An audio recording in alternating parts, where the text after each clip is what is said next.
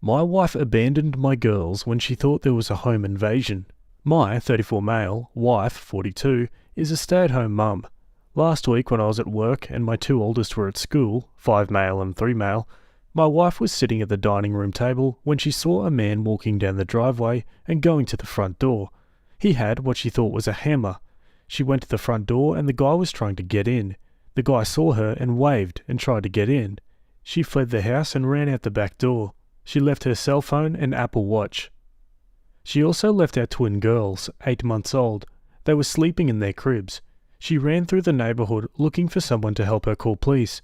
Eventually, she found someone and they called the police. The police responded and cleared the house. Turns out it was a repair guy who was supposed to go to our neighbour's house and had been told that no one would be home and to just come in. She's mad at me for not being more supportive of her. I was stunned when she told me and was surprised when she said she left the girls. She's always yelling at me about how I don't do enough for the kids, unlike her who, quote, sacrifices constantly. I don't think that is accurate, but it is beside the point. We've been having major issues in our marriage for a long time apart from this. She's acting like this is one of the most traumatic events of her life, which is making me madder and madder. I am having a real hard time putting this one behind me. If this guy had been a bad guy, she would have abandoned our girls to him, also she could save herself. Our house isn't that big, and people in the neighbourhood and online know we have 2 little girls. I honestly don't know what to do. Edit. This happened about a week ago. I spent about an hour on the phone with her that day trying to console her. I tried again that night, and have been trying to take care of the kids and do all the chores at home. She's been focusing on what I think is a work-from-home job, but that she's lying to me about trying to hide from me. Other than that, she's going out with her friends to bars. She does not believe in therapy and is refusing to go to marriage counselling that I set up for us online after the kids go to sleep. A big issue I'm having is the double standard that if I had done this, she would never have forgiven me and probably divorced me. We had a fight because when we moved to a new house, my side of the bed was on the far side from the door and that I needed to be able to stop an attacker. I've been yelled at for abandoning my daughters when I take a shower in the morning before work and they begin crying, or if she's sleeping in and one begins crying while I'm changing the other's diaper and it takes me a minute to finish. I totally understand this is fight or flight and I'm not trying to Monday morning quarterback. I've not critiqued, let alone criticised her. The closest was when I was surprised when she told me she left the girls. Other than that call or when I came home and she was annoyed that we don't have any security cameras, we haven't really talked about it. Second edit. She has a phone that worked. I texted her to check in and she told me to call her, and that's when I found out about this. When the kids are sleeping, she usually has it. It's a 1-story house. It's an L shape. The doors are at one end of the L and the kids are at the other end. I don't know how long it took for her to get help. It was in the workday and most of our neighbours work. It's a walkable neighbourhood, not in the country somewhere. I'm currently in therapy. She has mocked me in the past for going to therapy and uses that as a way to invalidate my opinions. What do you know? You're just a depression case. So there's no way she'll see a therapist. The police had a social worker with them who gave her a card for a therapist. This is tricky. Let's go to the comments. I was robbed at gunpoint, and I personally can't stand when other people tell me what they would have done. The truth is, no one knows a rat's donk of how they'll react to an immediate threat. I think people deserve grace before judgment here. That said, it seems like it's bringing up a lot of other issues like how much you guys don't trust each other. I hope you find resources to address it. I don't know, she ran to get help. Did you think she could take him? If this was real, he'd kill her and then them? Help would come when you got home? I think you're reading too much into it. It was probably the most appropriate action to take, though probably wasn't thinking this way at the time. If he was a bad guy, he either wanted your wife or what was in the house. Highly unlikely, but not impossible, that a random home invader would harm infants alone in a crib. However, if your wife ran up into their room, the invader would have likely chased her up there, and then bad things would have happened. What was in her head? Probably just, I need help and let me go find some. I wouldn't call it abandoning her children. Please don't fault her for a reaction she couldn't help have. No one knows how they'll react in crazy situations. This could have been a bonding time for all. Console her, comfort her, talk about safety, what to do in these situations, getting some cameras. Tell her how you can't bear the thought of losing her or the kids and what you both can do in the future. Opie replies, I hear you. Part of it is that she jumped to home invasion right away. Part of it is the huge double standard that we have. If I did this, she'd divorce me, let alone console me. I threw out my back last year and she walked over me without saying a word and was annoyed to drive me to the hospital. She has yelled at me because a baby began crying while I was in the shower trying to go to work. I've tried to support her, but all she wants to do is her own thing, or blame me for not having cameras, or yell at me for other issues. I'm trying to help her out any way I can, but she is refusing to let me. Okay, now for an update. Good afternoon, everyone. I wanted to thank everyone for all their comments and advice. I wanted to provide an update. Long story short, things are not going well. I feel like I'm an airplane pilot who is trying to land a plane while it's disintegrating around me, and that the time is now for me to bail out. I am also realizing how much I have normalized these issues, and that my good days would be at best marginal days for other marriages, but more likely would be awful.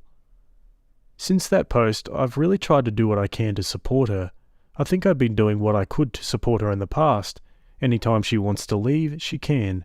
I do the lion's share of the chores at home. That means laundry, cooking, groceries, and morning and bedtime routines for the boys, who are school age.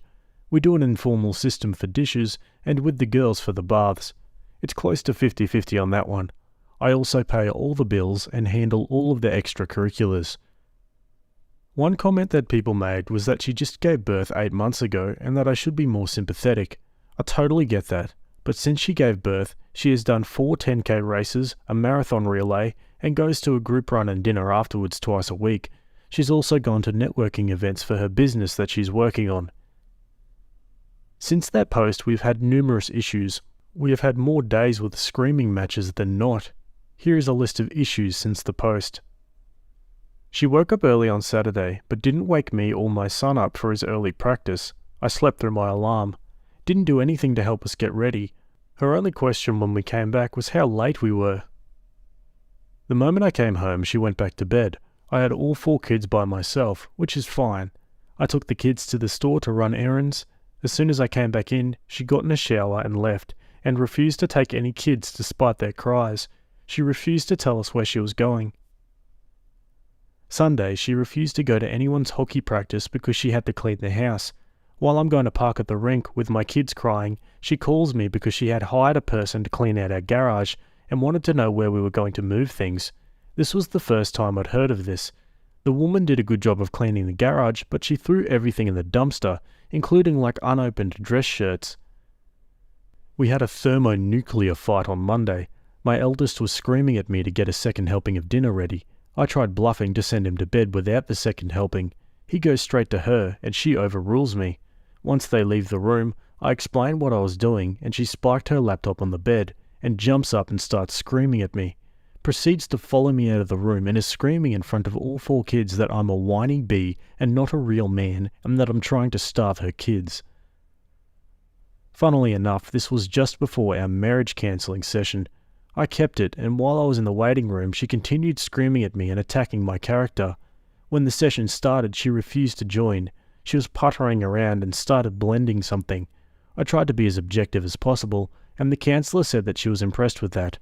In the last 5 minutes, I tried to just bring my laptop to her. When I did, she collapsed into the room like she was Superman seeing kryptonite. She refused to do it. After that, I went to bed, and she woke me up and wanted me to set up our printer. We changed the routers, and I hadn't had the chance to set it up yet. The lack of anger caught me off guard, and so I did it. She stood over my shoulder the whole time, silently, and refused to let me see anything. We had a couple of other fights along the same lane, but yesterday, Thanksgiving, we had a decent day. Not that it was overly affectionate, we just didn't fight.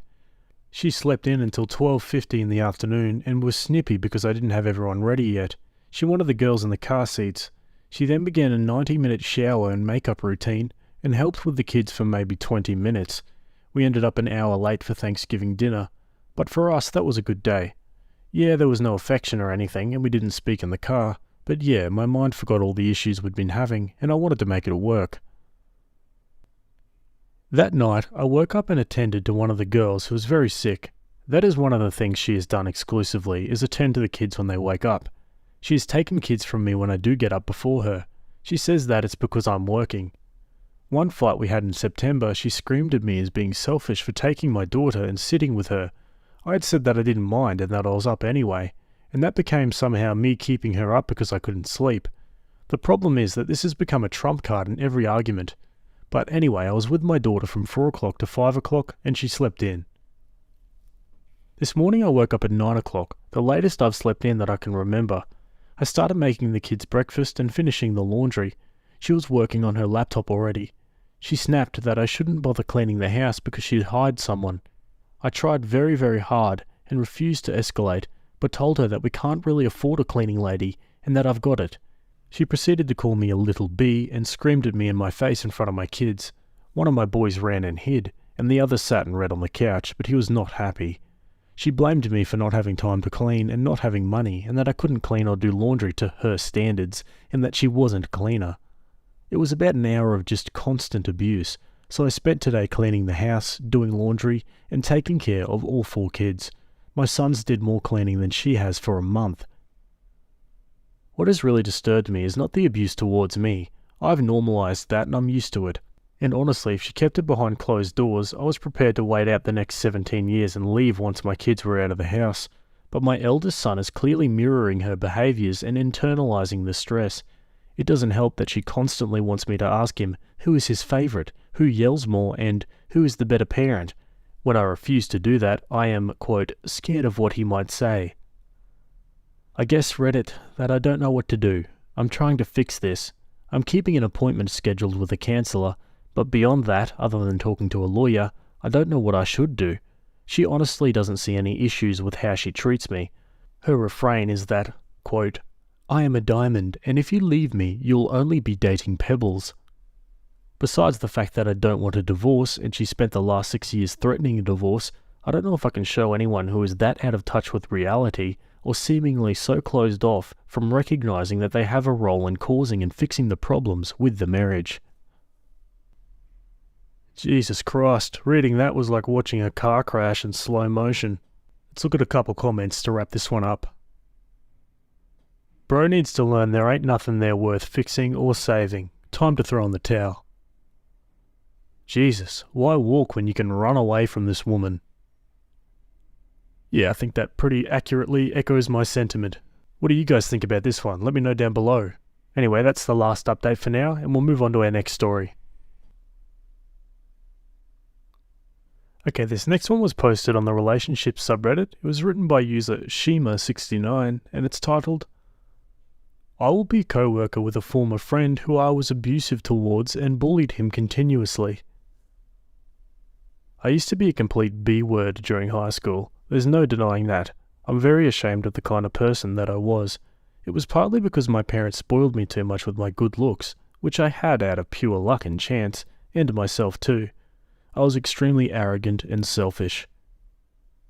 There was this boy in high school, kind of a loner, always busy studying and doing projects, no friends, getting bullied quite often. He was very intelligent, always the best when it came to grades. I wasn't friends with him. I was one of the cool girls and I only hung out with other cool girls and boys.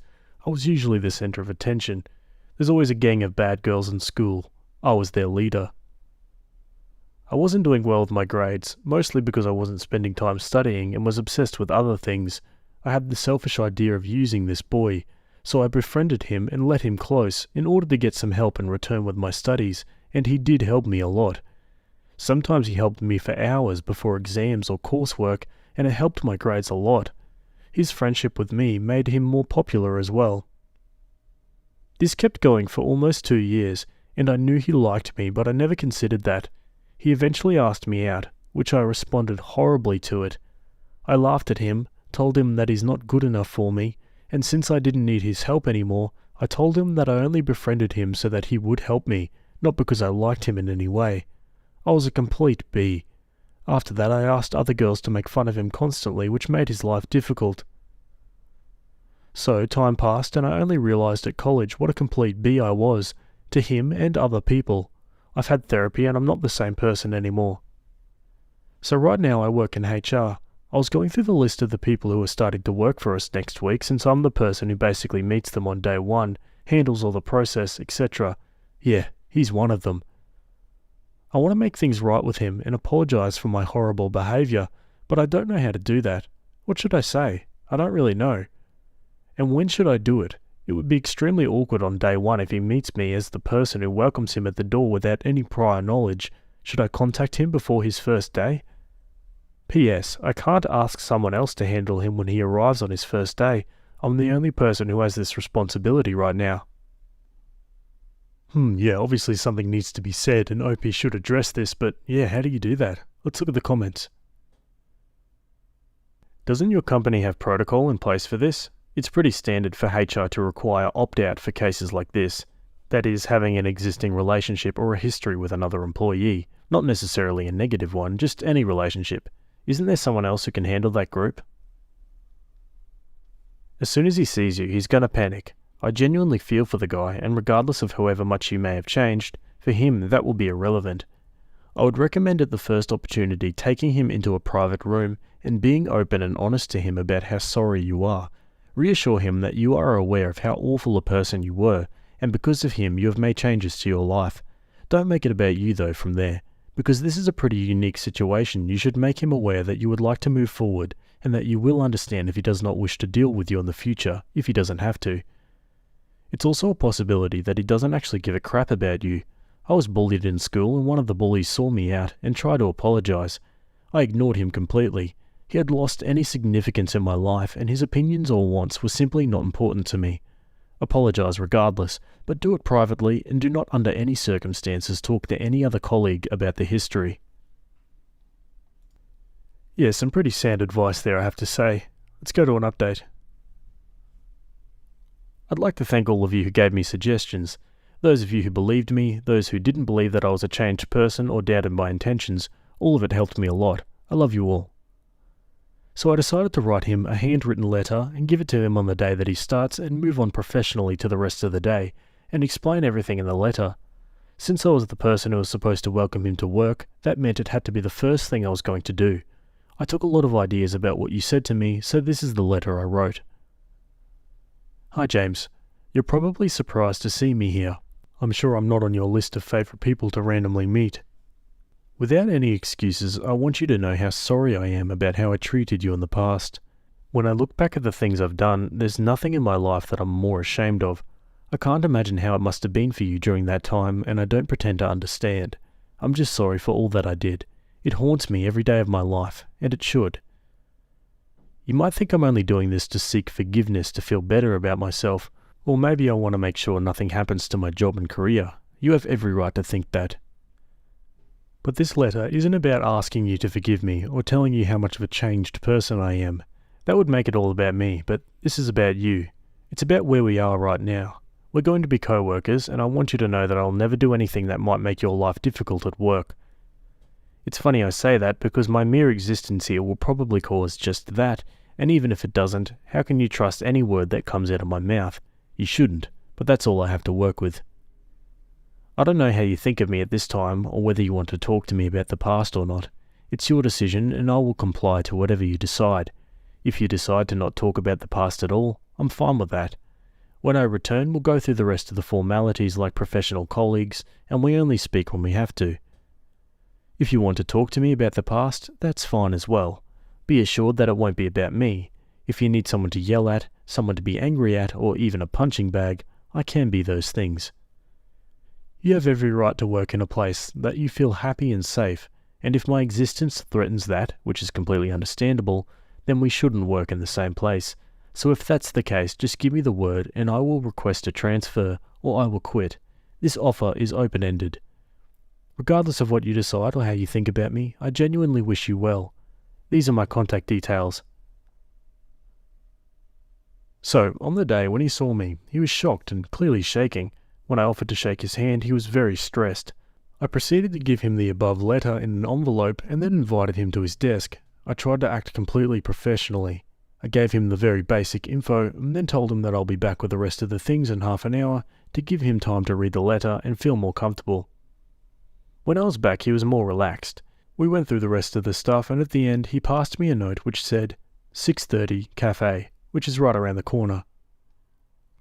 So I went in there and he was there.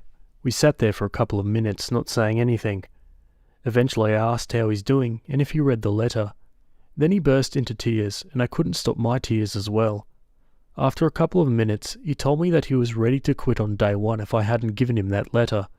I reminded him that I should be the one who leaves, but he told me that it's not necessary. He told me that for a couple of years he wished me dead and even thought he managed to move on. He never stopped feeling angry towards me until he saw me again. We talked more and more and got everything out. It was almost 9:30 when we were done. The first 2 hours was about our past, but the final hour was mostly a friendly conversation. We didn't talk again that week. This week one day he approached me during lunchtime and we had a short chat about random things. Today he asked to see me again after work. We had a short chat and he brought up the letter again. Told me that he had time to think about everything. He said that he wasn't convinced that I was changed back then, but now after 2 weeks he's seen me around and thinks that I might have.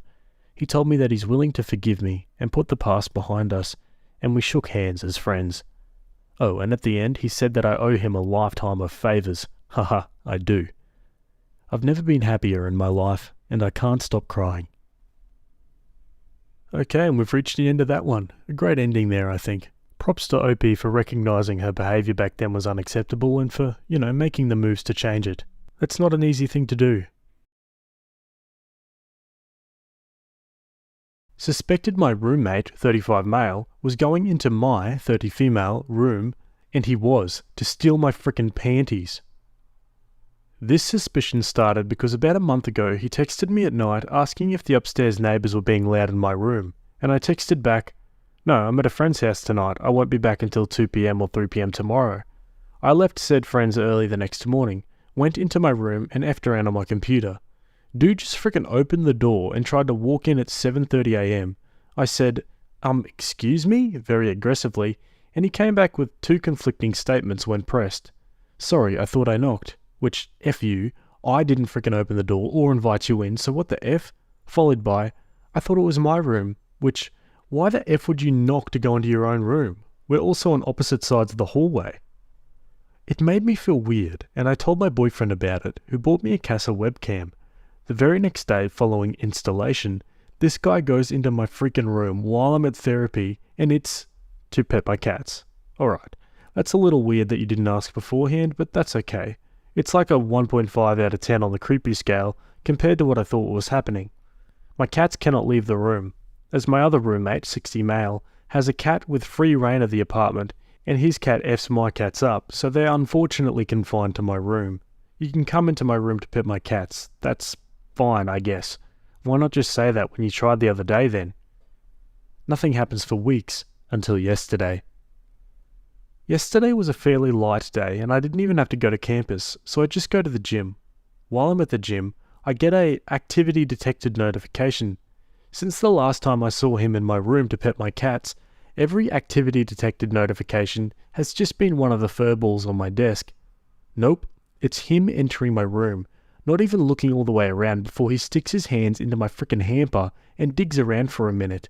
Then he immediately goes to my clean underwear drawer, and when he's done there, frickin' beelines it for my nightstand where I keep very expensive lingerie, as well as all of my sex toys.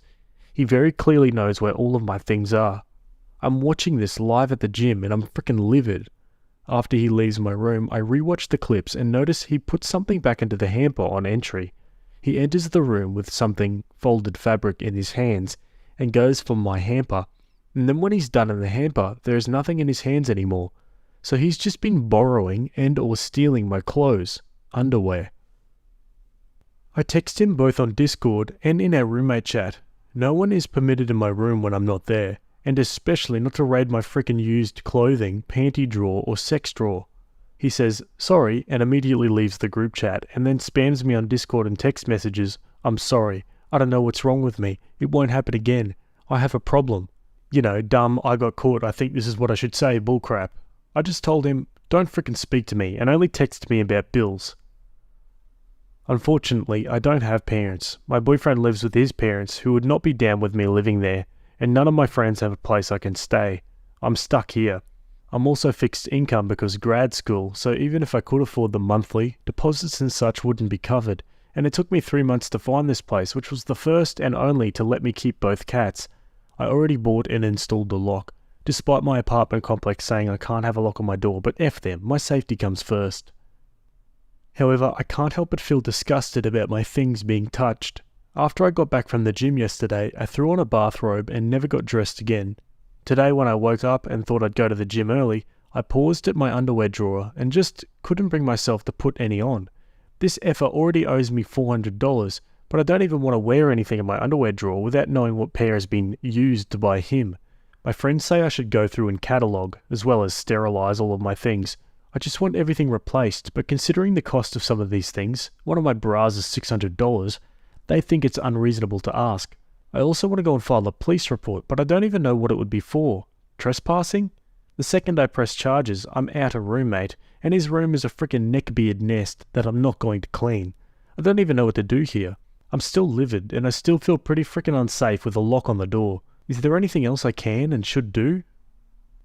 Update, same post, same day. The rest of the footage hadn't loaded. Apparently he was jerking off after he went to the panty drawer with my frickin' lube. Goddamn degenerate. I'm currently calling non-emergency to see what actions can be taken and how long I can sit on this, since moving or replacing him as a roommate isn't an option. Edit. The bra was purchased when I was working over 3 years ago and making $120k a year. I saved a majority of my earnings so that I could return to school for my master's, which I paid for and completed in 2 years, and now I'm going for my PhD, living off of savings and extremely lean research stipends. What purchases I made 3 years ago isn't freaking relevant. Please stop saying I have a spending prioritization issue, when clearly it's a reading comprehension issue from some of you. A lot of comments say, talk to your landlord. Opie replies, I don't have a landlord. I have a property management company that refuses to do any sort of work. They wouldn't evict the tenants above me when I have them on video threatening to push me down the stairs. Another video of them threatening another tenant when they talk to their kid, or leaving frickin' half-eaten food on the stairs nearly daily despite the fact that this building has a well-established roach problem. I had to wait 3 weeks for a washer to be replaced, and refused to pay rent for the month that it was broken, which I was shocked they had the sense to not fight me on. My landlord isn't a person. My landlord is a corporation who cannot even be bothered to pay front office staff to be here on weekends. More than likely I'll pick up a 6-month tenancy somewhere, and my boyfriend will help me with deposit costs if need be. I'm going to look at 2 places today and go over some finances to see what makes the most sense. Why can't you just get him evicted? Because I'm fixed income, and my other roommate is also fixed income. Neither of us can afford to pay an extra $700 to $1,000 a month until we find someone. I could do it for a month, maybe 2, but he obviously couldn't, and I could not foot the bill to pay $2,000 a month in just rent, utilities and internet. It isn't a little extra. Removing the third roommate would likely be 2.5 times what I'm paying now if we can't find someone to immediately replace him. Someone says, press charges. Oh, I'm pressing charges either way. I already sent him one 5-second clip of him frickin' jerking it in my room when he said he wasn't doing anything in my room the first time. If I can get out of the lease first before him, I'd rather do that. Both of their rooms are frickin' disgusting. I cannot walk past them without holding my breath. And I do not want to be on the lease whenever it ends because I just know I'll be on the hook for replacing the carpeting or any other smell they're just unable to remove. When I moved in, they closed both of their doors and put out air fresheners. They cleaned. 5 days after I signed my lease and was officially moved in, they started leaving their doors open, and ever since it's just been a nasal nightmare. I will ask them to do something about it. Things will be fine for a month, and then it's back to square one. I'm tired of it, so I might as well take this opportunity and sign to get the F out. Someone says, make sure not to send the video to others, as that could be a crime. Opie replies, no, I haven't sent it to anyone other than him. I have physically shown part of the footage, him entering my room, to the leasing office, as well as him hiking up his shorts after spamming him to get the F out of my room, but everything in between is for me and PD to figure out. Opie elaborates on the bra after the spending comments. Yep, Bordel, Studiopia and AP are expensive. I've been advised by non-emergency to not sanitize in case I need any of these things for evidence, and also, if they can be submitted under damages, for my renter's insurance to cover them. Frickin' thank you. These pieces were bought when I was miserable, but being paid north of 6 figures. My return for my MFA was decided after 3 years in an industry I hated, and buying nice things for myself as an occasional treat for putting up with my industry. 3 years ago. It's not the frickin' point of this post, nor relevant. It was relevant to the story because I asked my friends if he should pay for these things to be replaced, and they said yes, until I told them how much some of my more expensive lingerie costs, and then they said, well, maybe don't ask him to pay for all of it just because you have expensive taste, and I thought that was insane. I saved money for 3 years so that I could do this. I have emergencies budgeted into my living expenses for the next 3 years of schooling, but I feel I shouldn't have to qualify replacement clothing for stuff my roommate jerked off it as an emergency. It should either be covered by him or insurance, as it's clearly damaged. One more thought from OP. I leave my pepper spray literally on the same nightstand he violated, next to my nightstick, and my underwear drawer has literally my handgun case on top of it, in plain view, you cannot miss it, and he knows it's a gun because I told him I started carrying when our crap bag upstairs neighbours moved in. It does not matter to the guy. And one more on the cats. 2 cats, 350 square foot room. Not ideal, but they're content. They have a cat castle with the litter box hidden in the bottom compartment. I clean it every other day, which can be a hassle, but it was this or no cats at all, and I've never surrendered an animal. One of them has extreme anxiety that took 3 years for my last partner to even be able to pet her without her flinching. Would I rather they were able to go roam around the house? Absolutely. Other roommate cannot close his door though.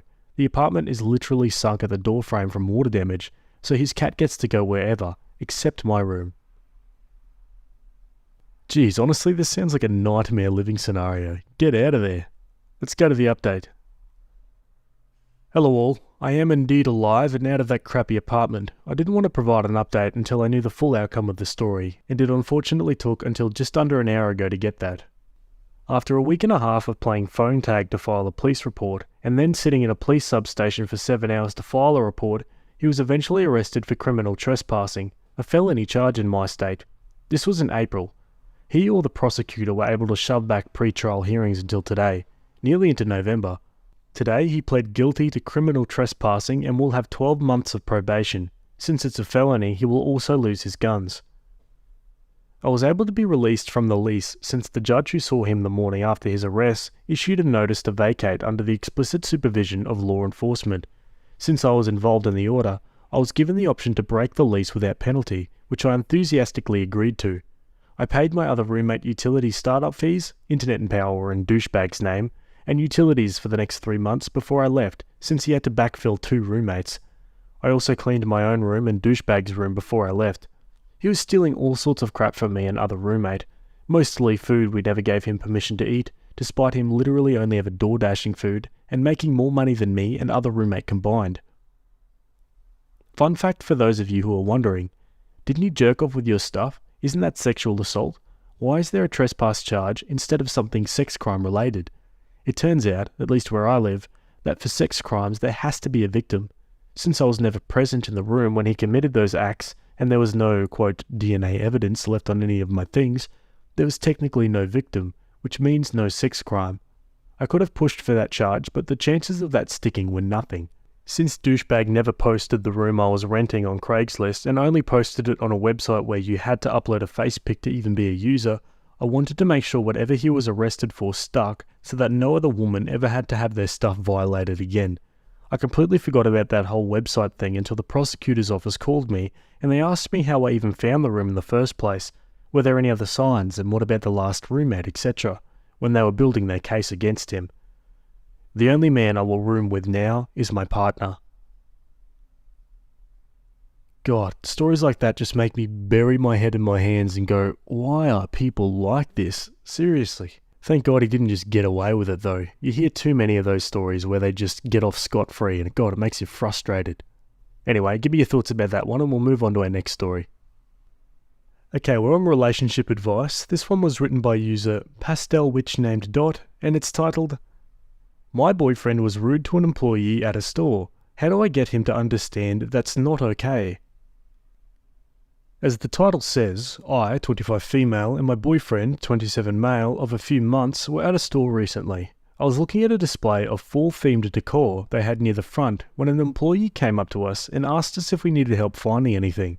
She directed it more at him, so I didn't answer, but to my shock he answered her with a shh and walked away.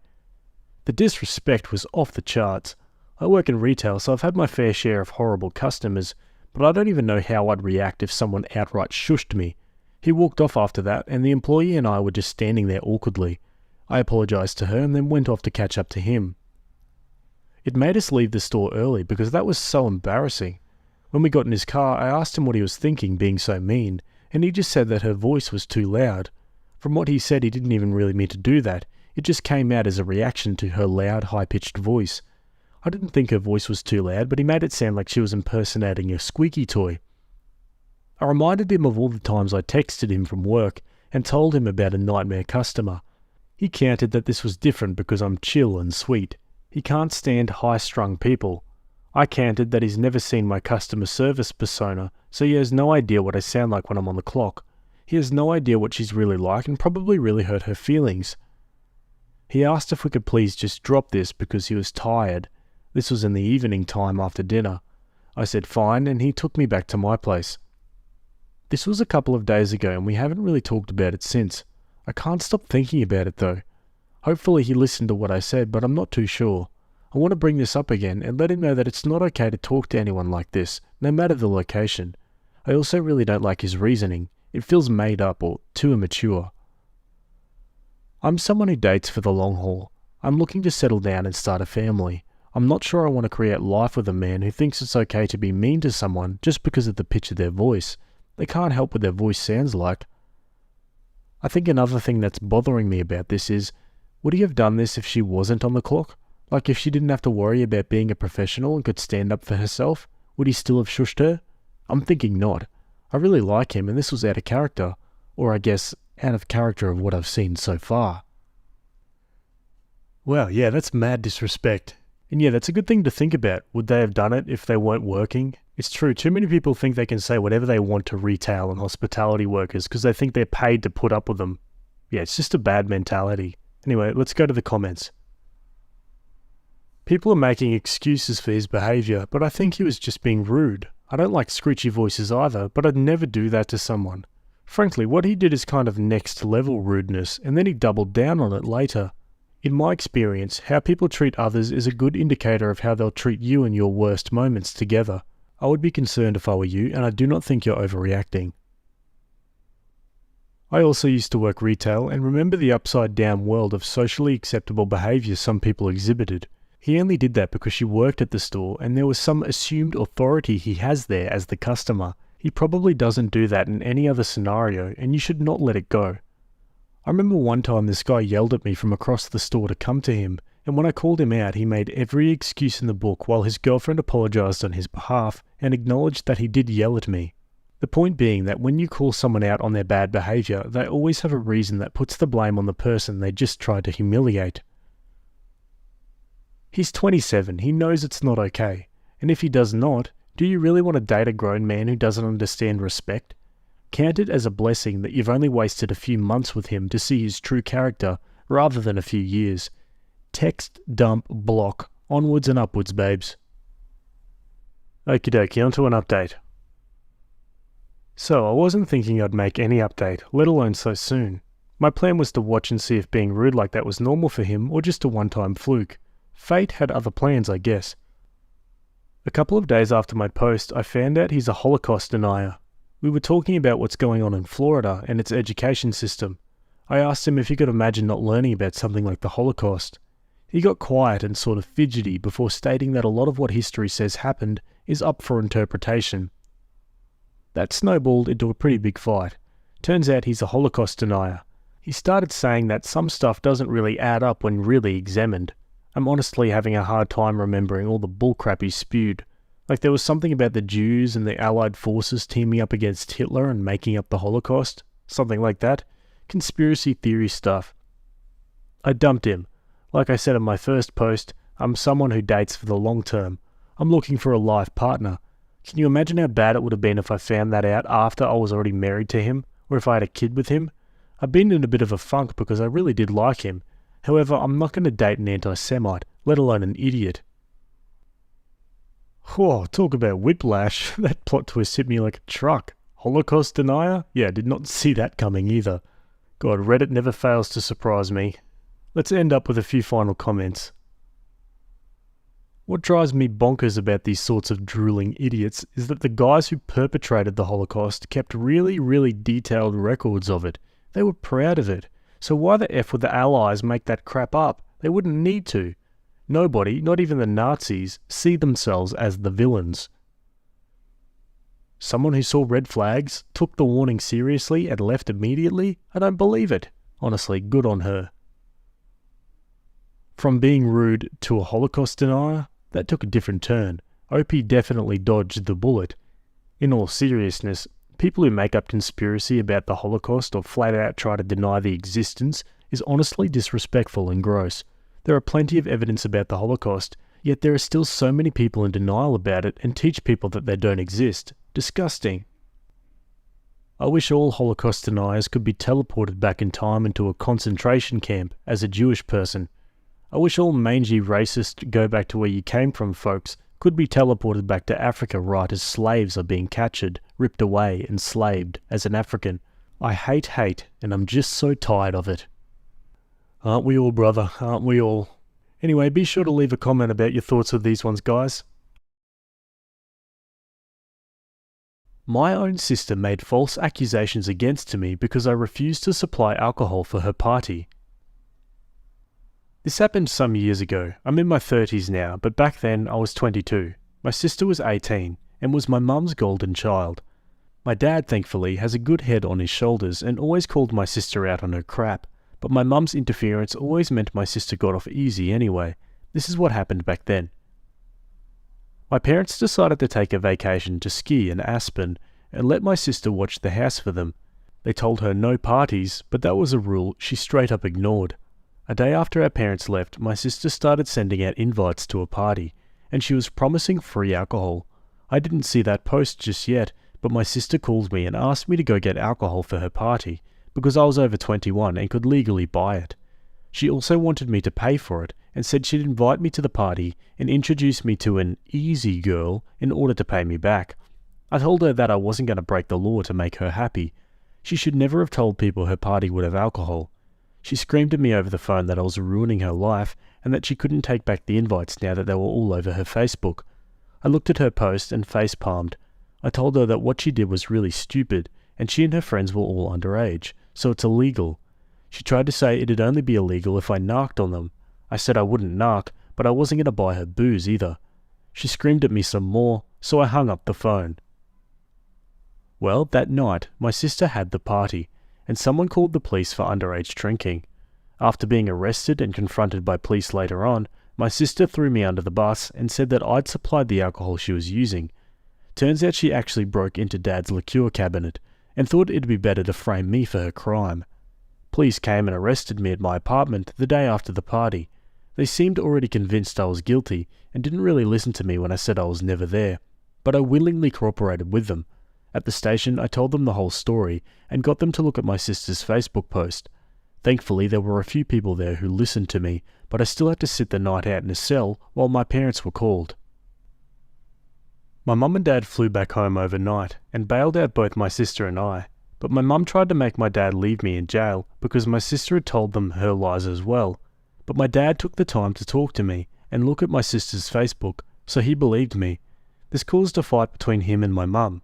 When they got home, my dad discovered my sister had broken into his liquor cabinet and spoke to police on my behalf.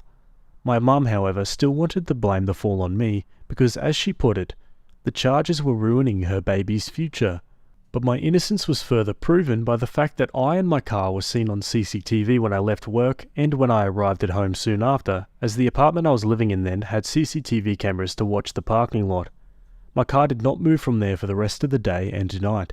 In my sister's story to police, I had driven out and gotten the alcohol for her, but I wasn't seen on any CCTV in any liquor store in the county, and my bank account showed no transactions buying alcohol. My parents' house also had a camera at the front door, and my car was never seen in the driveway that day. After being confronted with those facts, my sister's story changed to saying I already had the alcohol and gave it to her at my apartment, but my sister's car had never showed up at my apartment either, and there were like 3 cheap beers in my apartment fridge and no hard alcohol. My sister finally had to give up on her lies, and my parents were severely disappointed in her, but my mum still tried to convince me to take the fall for my sister. She came to my apartment and actually demanded that I tell police that it was all my fault. I said I wasn't going to ruin my future for my sister. She refused to leave and went from demanding to begging. She even got on her knees and tried to convince me that she and my dad would make everything okay in the long run if I just took the blame now. I said I'd rather live my life poor than have that felony on my record.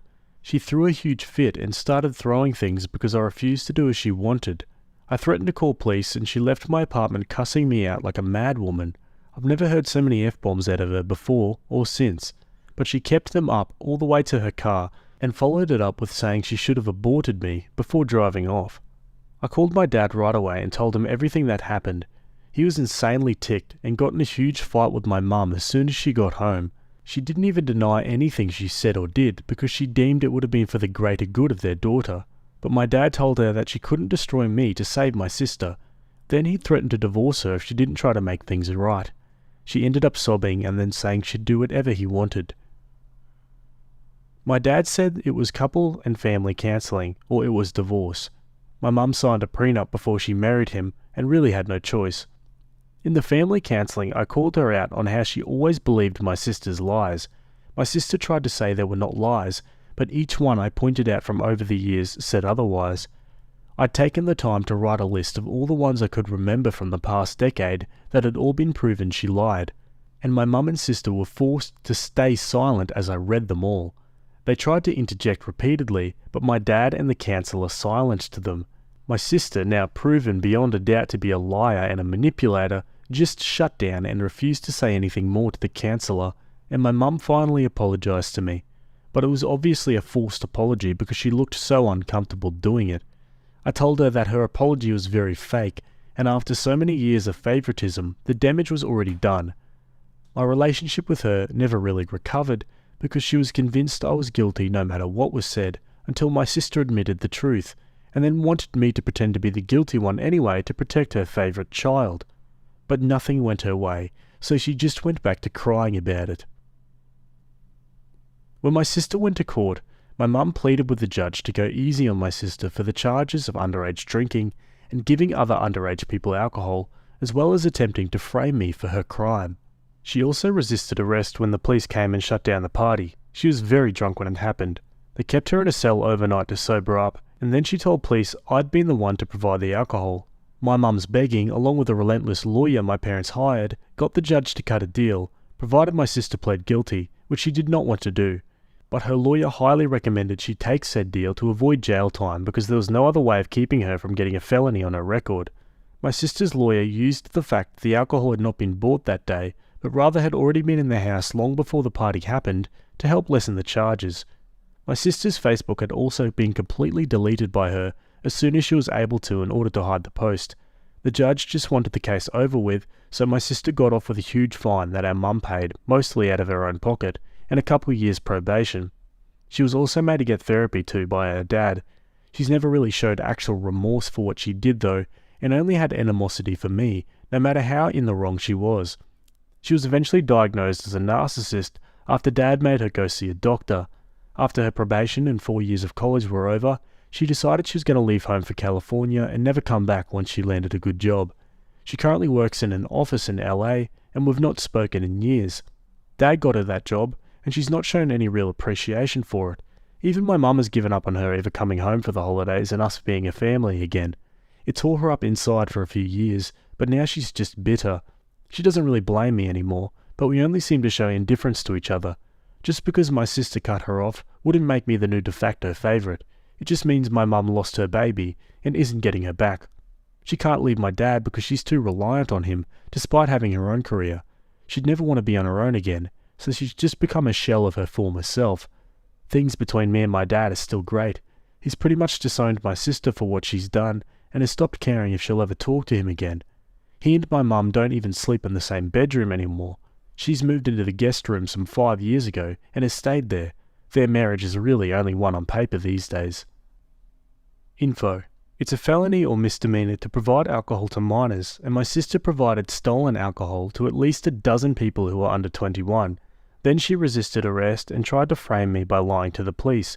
The fact that she got off easy, thanks to the shark-toothed lawyer my parents hired for my sister, was incredibly lucky. Not that she was ever appreciative. The judge hit her with a fine for each person she gave alcohol to, which added up, and with the cost of the lawyer, well, my parents were out a lot of money. Geez, this is a pretty rough family dynamic here. Let's go to the comments. It's a terrible thing, OP, most especially about your mum. That had to hurt, but remember you are not their opinion. Your worth can't be quantified by people who don't understand the concept of being worthy. I hope your dad divorces your mum so he can be free again. Sorry your mum and sister are both narcissists.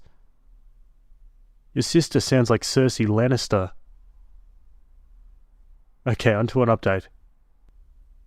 I expected to be able to log out of this account and just not come back, but it seems my sister saw my original post on YouTube. She's since called home and attempted to raise hellfire. She contacted our mother in a furious rage and said that I've humiliated her, and in a complete shock to me, my mum did not care. My sister told her how to find the post, and she read it, and now she was mad at me. But more so because she felt I made her look like a bad mother all over again. But my dad got involved and said it wasn't like I was lying, because back then the things she and my sister did were inexcusable. My mum agreed in a very sad way, but still said she wished I'd never posted the story. I suppose I couldn't fault her for that. I ended up talking to my sister over the phone because our mum gave her my current number, and the first thing she did when I answered was scream in my ear. I stopped the call because of the screaming, and so the call was followed by a flurry of text messages. My sister demanded I take my original post down. I refused. She threatened to get our parents to make me take it down, but our parents by this time already knew about the post, and among them our dad does not care, and our mum is more mad that I made her look like a bad mother all over again, so she threatened to get a lawyer and sue me for defamation. I told her to go right ahead. My post was made anonymously, and if she sues, then a lot of people are going to find out my post was about her. She asked if that was a threat. I said no, it's just something that'll likely happen if people dig more into both of our pasts and she starts a lawsuit. It might even affect her career. Rather than responding in text, my sister called me again, and I told her I'd hang up and block her if she screamed in my ear one more time. She angrily demanded I just take my original post down again or else. I pointed out that this is the first time we've spoken in 6 years, and she had no problem throwing me under the bus in the past any time she could, and now she's mad because her own actions are reflecting poorly on her when no one else knows that the story was about her but us, and I really didn't care what she thought of me anymore. Dad has pretty much disowned her, and she destroyed all the golden child love our mum had for her. My sister actually denied being the golden child, so I started to explain exactly what one was. She interrupted me saying she's on Reddit all the time, she knows what a golden child is, and I could only laugh at the fact that she knows that and still denied having been one. I pointed out all the things from my first post, how she lied so much, how she's always had our mother on her side, and how she was openly our mum's favourite, and how she expected everything to be handed to her. She was a golden child, there's just no denying that.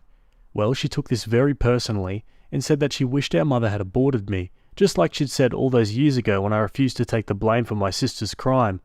I just laughed some more and asked if that was all she had in her little black book of bad insults. She did not find it amusing that I found it so amusing. I fired back about how she's a self-important narcissist and always will be.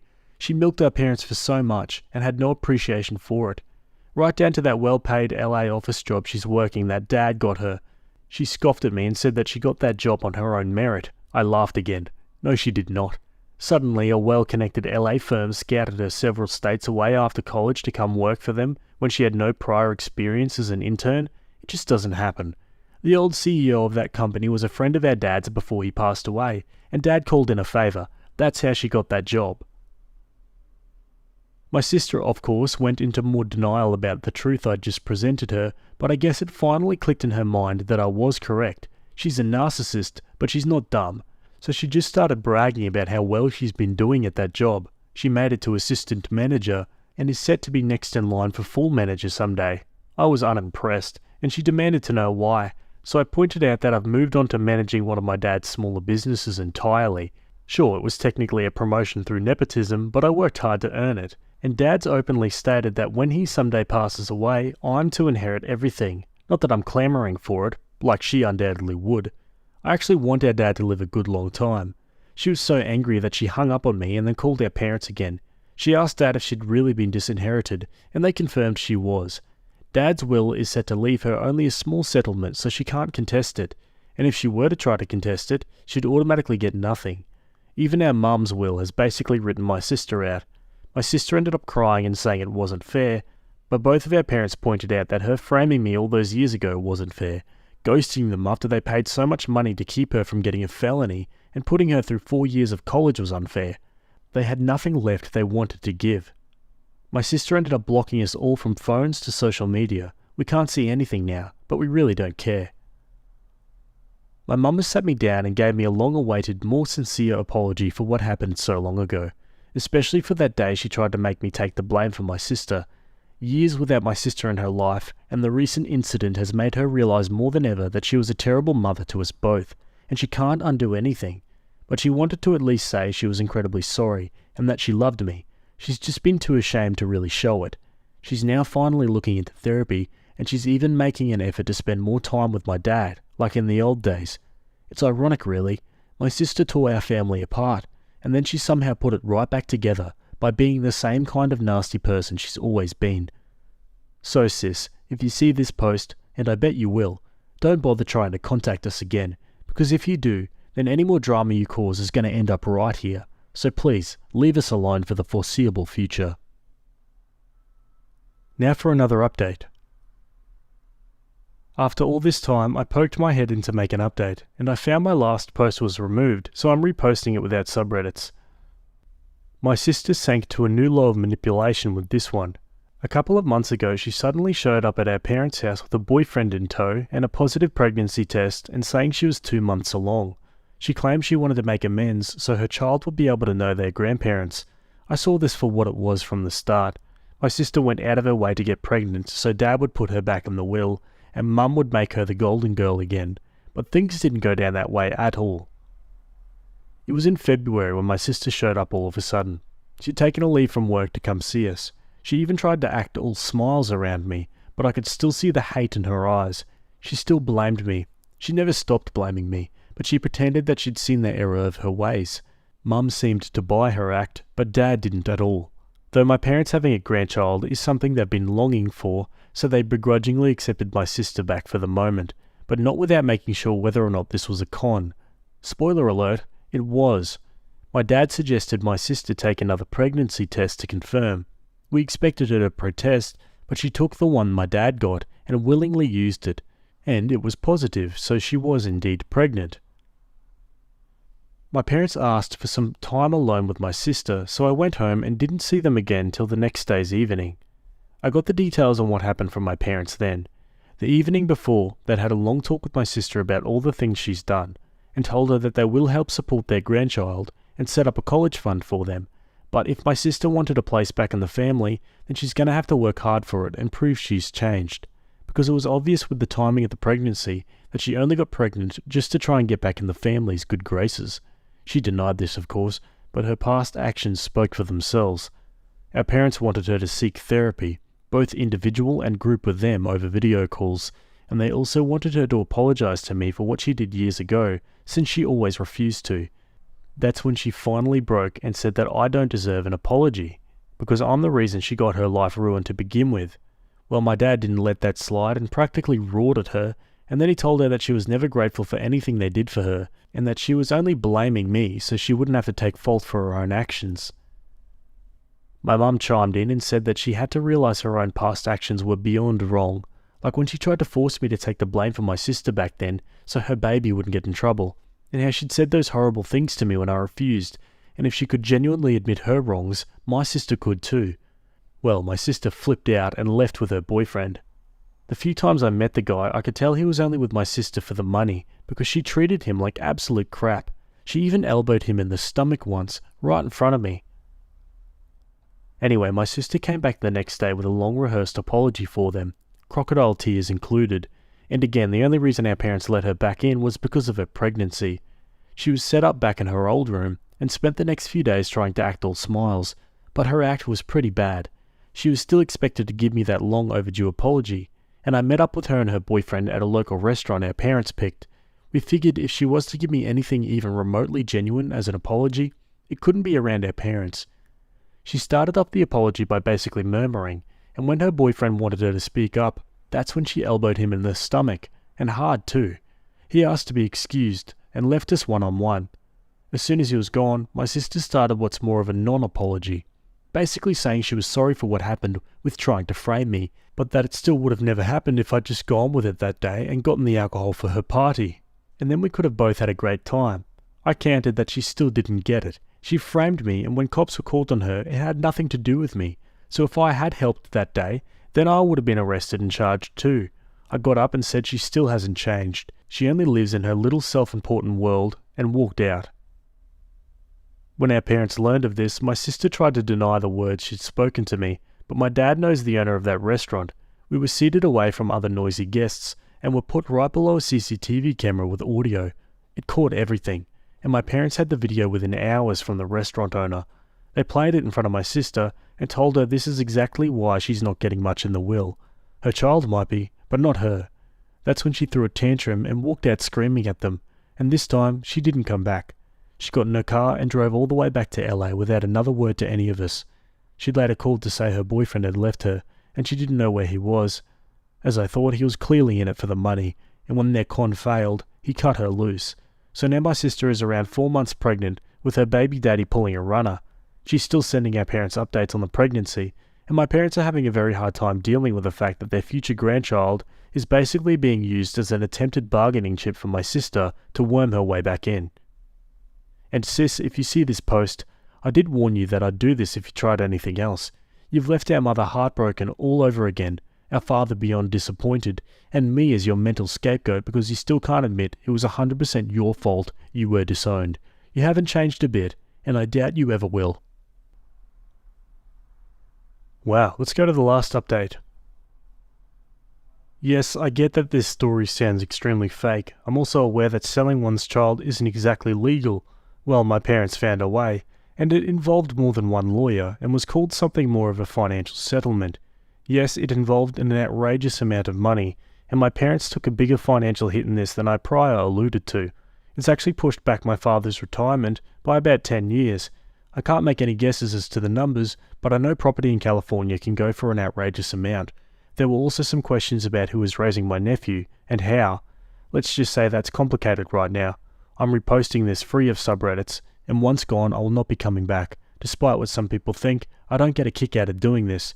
I previously had an axe to grind with my sister and the crap she put me through, but you can only grind an edge so much before it becomes dull. Original post as follows. Some time ago, my sister gave birth to a baby boy.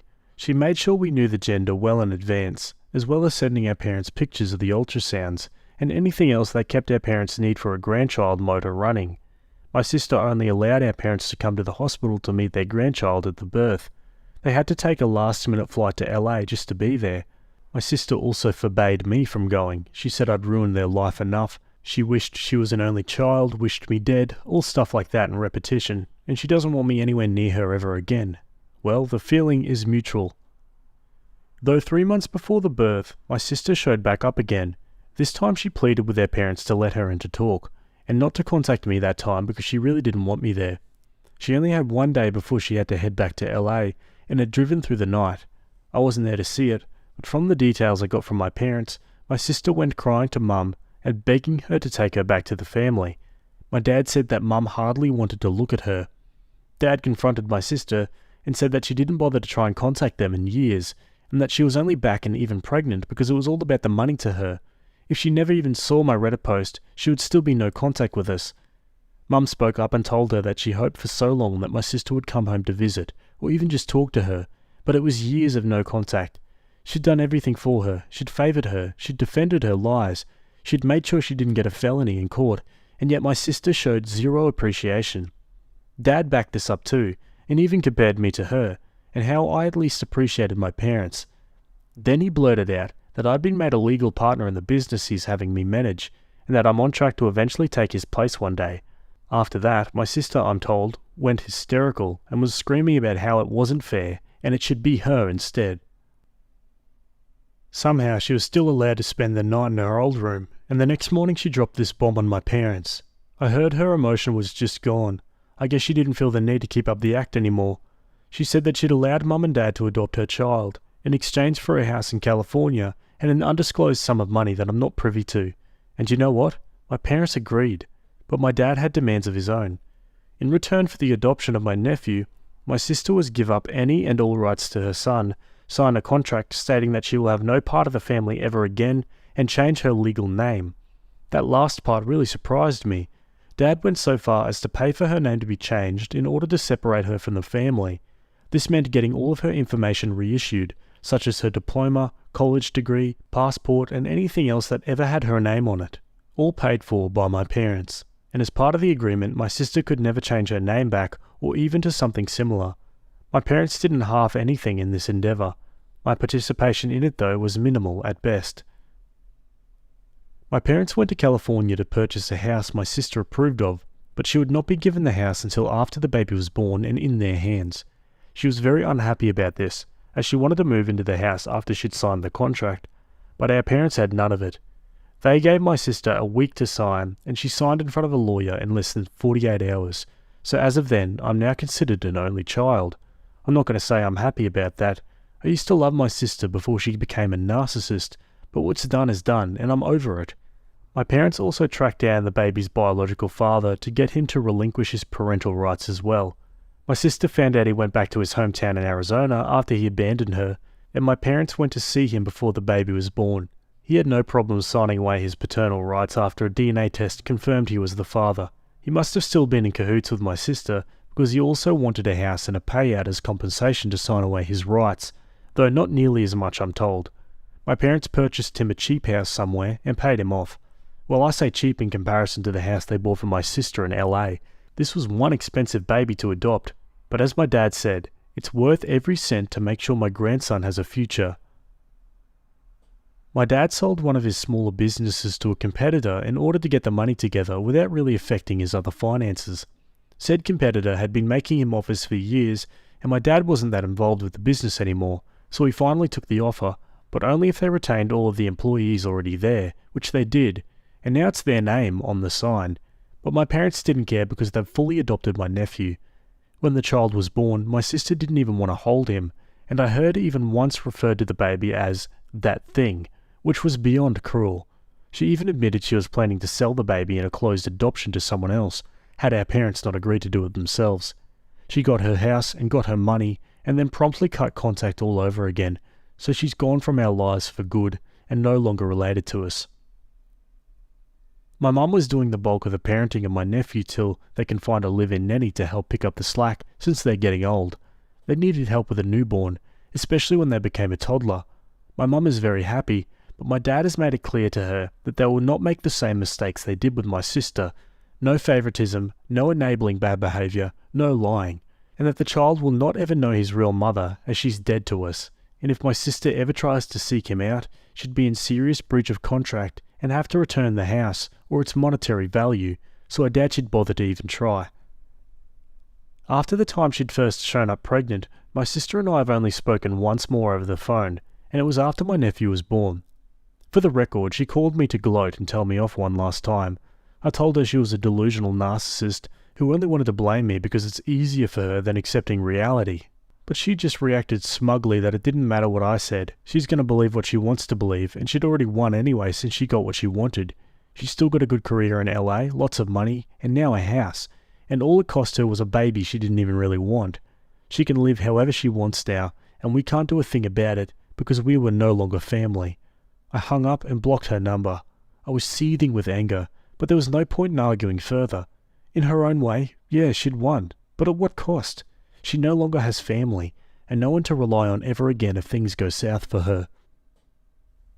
My nephew isn't going to be raised as another son due to a 30-plus year age difference between me and him, so my parents want to make it clear that he is a grandson as he grows up, and that we are his true family. Our goal is to make sure he never has any desire to seek out his biological mother. She never wanted him anyway, and it's better he understands that from a young age, rather than pine for the mother he never had. So I guess this is the end. It was a long time coming, but I'm honestly happy my sister no longer has any connection to us. Wow, okay guys, and we've reached the end of that one. Geez, what a story. Yeah, OP's right. She might have gotten what she wanted now, but at what cost? I mean, family's everything. I guarantee you this is the one thing she's going to remember on her deathbed. And honestly, you don't want that regret hanging over your head on your way out. I don't know, that's just me. What do you guys think? Let me know down below. Am I the a-hole for telling my sister-in-law to butt off and let me eat food the way I want? I, 36 female, am a white girl married into a Japanese family. My husband's family has never really accepted me because I'm white, but they're not that bad most of the time. Usually they're just cold, but my sister-in-law is very hostile, especially when it comes to food. I don't like sushi, and my sister-in-law always tried to get me to eat it, and has yelled at me for things like using too much soy sauce, eating my dumpling whole and not dipping it in the sauce first, mixing wasabi with my soy sauce, drinking sake with rice, etc. Recently we went out for dinner with them for my birthday. I'm okay with chopsticks, but I still struggle with them sometimes.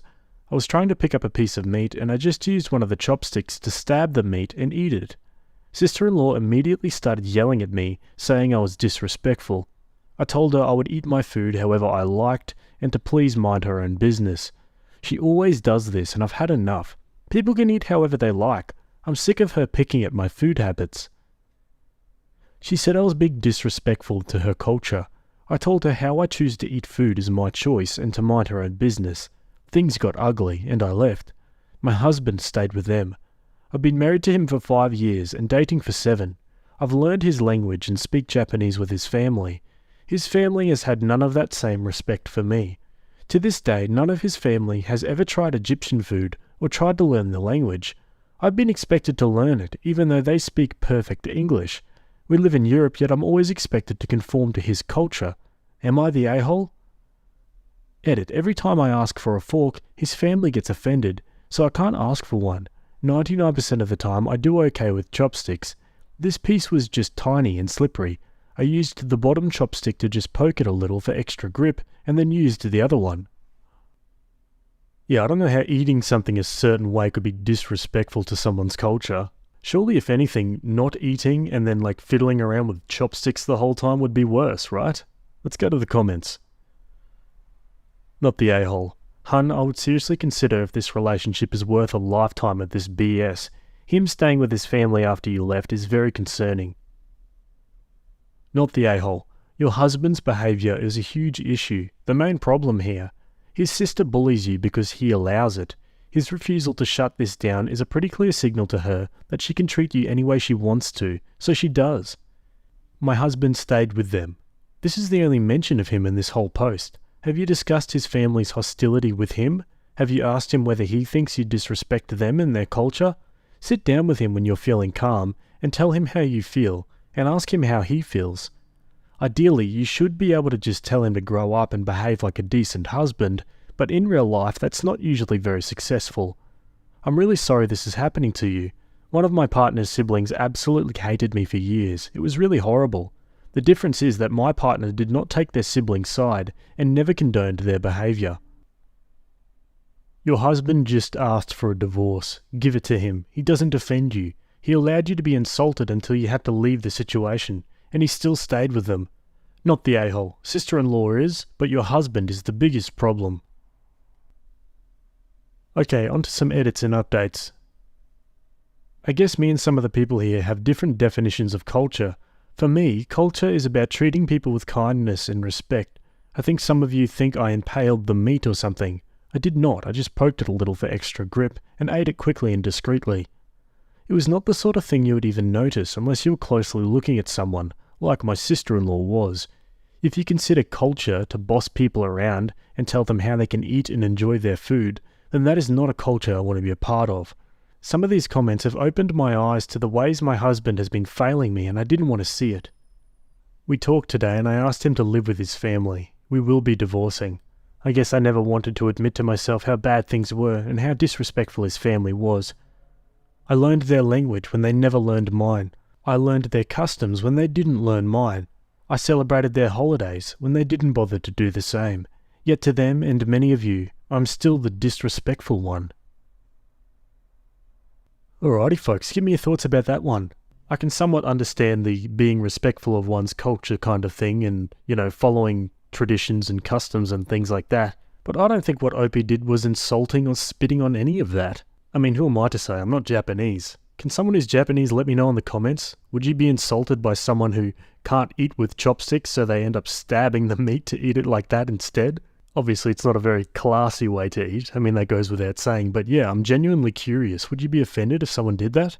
Anyway, let me know and we'll move on to our next story. Okay, this next one was written by a throwaway account, and it's titled, My mother-in-law doesn't let me have sex with my husband. My husband and I got married a year ago. He and I didn't live together before. In fact, we hardly saw each other because we both worked and studied at the same time, so our time was quite limited. We got married and went to live together in his apartment. Unfortunately, 2 months after our wedding, his father died in an accident. My mother-in-law and my husband, who was an only child, were devastated as it was quite sudden. My mother-in-law, left alone, began to suggest to my husband that we move with her to her house to keep her company, but because she's from another state, we couldn't due to our jobs in college.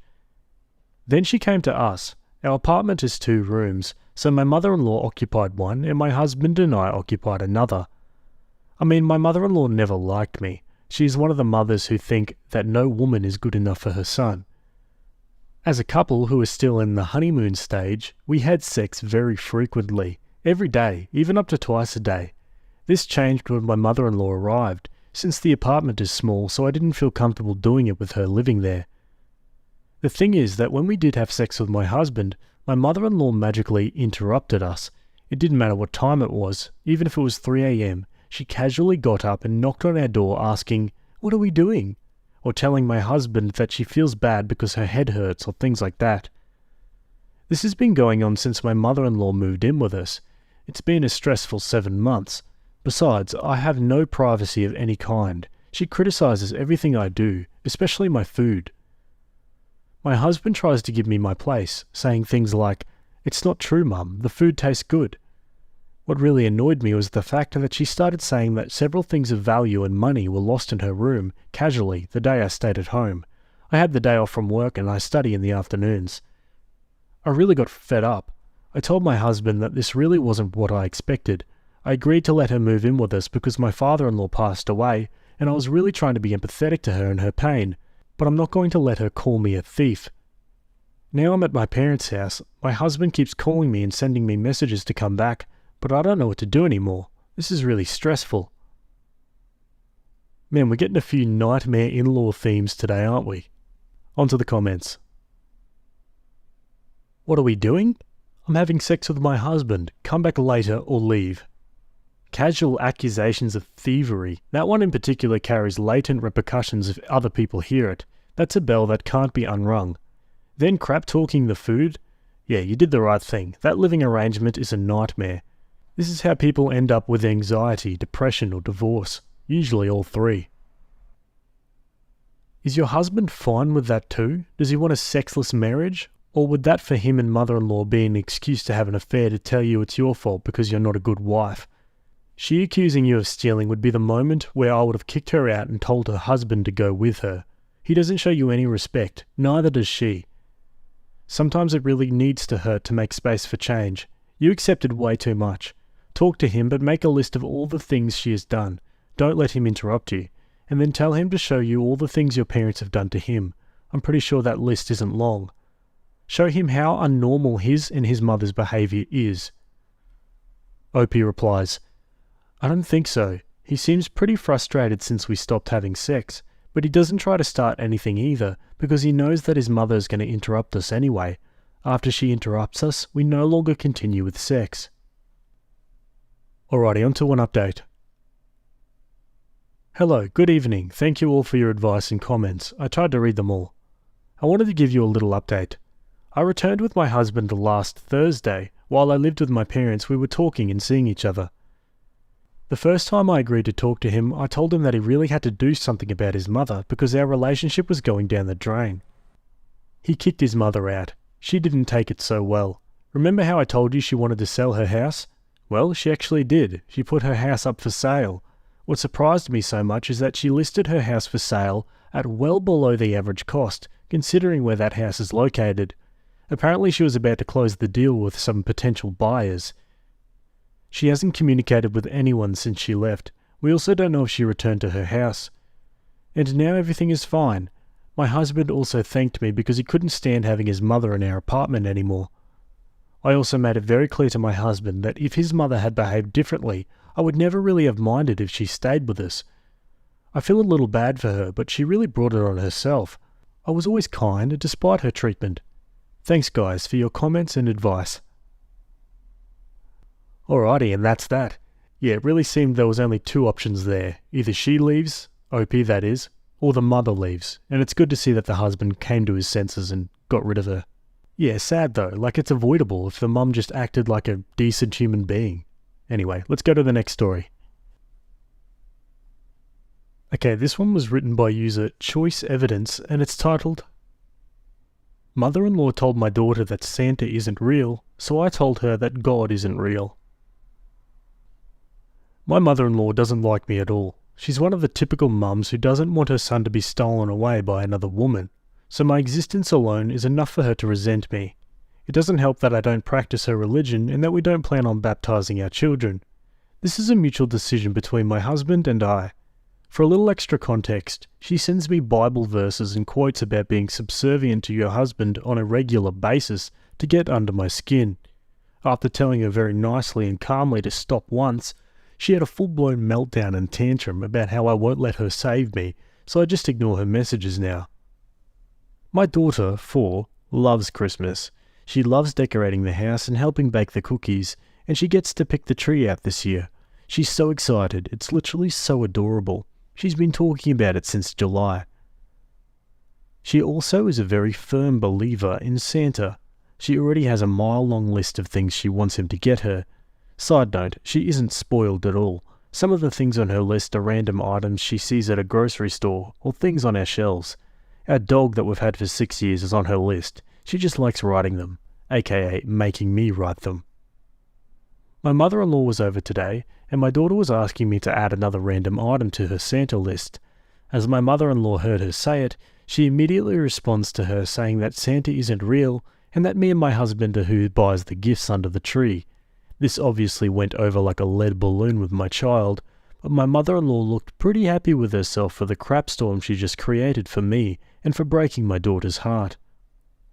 I immediately told her to pack her crap and get the F out of my house and that she wasn't welcome near my baby anymore. She tried to respond that she just did us a favour and that our child shouldn't be thanking a man who doesn't exist for the nice things we do for her. So I responded that it was a rich statement coming from someone who had spent their entire life praying to a man who also doesn't exist. I also told her I was very sorry she let the devil breed hate in her heart, then I slammed the door in her face. Husband is completely on my side and is completely shattered that his mum ruined something so special for our daughter, but we've received a few texts and calls from his siblings who think I was out of line and that I should be apologising to her. I'm still so angry that I can't really judge for myself if I'm in the wrong or not, but I really don't think that I am. I think she crossed an uncrossable line and that I'm justified in not letting her have a future relationship with my daughter or any other children we might have later. Not looking for advice, just to talk crap at vent. Yeah, okay, we really are working with a theme this episode, aren't we? Let's go to the comments. I teach 6th grade history and come across students who still believe in Santa every year. If and when it comes up and some kid says he's not real, I adamantly say he is. If they argue that they caught their parents putting gifts under the tree or shopping, I tell them Santa outsources because it's a lot of work to deliver all over the world and the elves unionised, so he uses parents as subcontractors. Just a thought. For what it's worth, we don't perpetuate Santa to our 3-year-old, but we also don't say the truth. She knows about him from TV, but also knows which special gifts are from mummy and daddy or grandma. Same with religion, which has only come up a little since her great-grandma died this year, and she was confused. I say she's in heaven, for lack of a better word. Also, good on you. Your mother-in-law sucks. Absolutely pee on that woman. It's not her place to tell you how to act in your marriage, subservient to your husband or whatever she's thinking, and it's not her place to parent your child. I'm so glad to hear husband is sticking to his guns on this. This is an impossible situation, and I'm so sorry to hear you're going through this. I hope your daughter's heart heals and that she gets back some of the unbridled joy she deserves. Don't let the siblings get into you or your husband's head on this one. If they're just as insensitive, they can get cut off too. My blood is boiling for you right now. Tell your little girl that Santa is the spirit of giving and Christmas, of course he's real. He acts with inhuman agents and comes to life over and over again, every year. There's no reason to let the mother-in-law spoil the magic for her. You can restore the faith in numerous ways. The mother-in-law is owed nothing. She's a Grinch. Classic move telling her right back that God isn't real. Yeah, it was pretty witty, wasn't it? You'd feel pretty good after coming up with a quip like that, regardless of the situation. Okay, on to an update. Since the events from the last post, things have only escalated in terms of her behaviour. We've kept our stance on not letting her see our daughter, and we've had limited contact with her ourselves, but she's tried to find ways to circumvent my husband and I to gain access to our baby. She started sending our daughter presents that are clearly from Amazon, but with gift notes that say, "From the real Santa," and "Grandma will see you soon," and other insane things like that. We've been documenting all of this, and we started donating all of the toys and clothing to local charities or to our daughter's school community pantry, so a child with nothing can have them instead. We've also had my husband's sister call us and tell us his mum is on the verge of being suicidal because we took her only happiness away from her, to which we replied that she should be checked into inpatient if she's making those kind of claims. Sorry if I sound cruel, but I won't let someone manipulate me like that. We hadn't heard from anyone regarding mother-in-law in a week or so, so we started to feel like maybe she was calming down and accepting that this situation was caused by her own actions. What we didn't remember was that she's authorised to pick our daughter up from school. Yesterday, I got a call from the front office of her school saying that my mother-in-law had called and said she was on her way to pick our baby up for a surprise adventure with Grandma, and to make sure she was waiting in the office so they could leave as quickly as possible. When I got this call, I literally grabbed my bag and walked right out of my job to be able to get to the school before she did. I also made sure her school knew that my daughter was not to be released to anyone other than myself or my husband. After getting off the phone with me, the school decided to contact the police and to put the school into a soft lockdown, which is when they don't let kids leave the classrooms and make sure all the doors to the building are secure, but they don't announce it to the kids so no one gets scared. On my way to the school, I called my husband and told him to meet me there and what was going on, and he actually made it to the school before I did. When I got there, the police were questioning my mother-in-law, and upon seeing her car packed full, I could tell her little adventure was meant to be a long-term sort of thing. She was actually going to try and steal our daughter from us over Santa. The police took her away and her car was towed as well. When she was loaded into the squad car, her and I made eye contact for a brief second.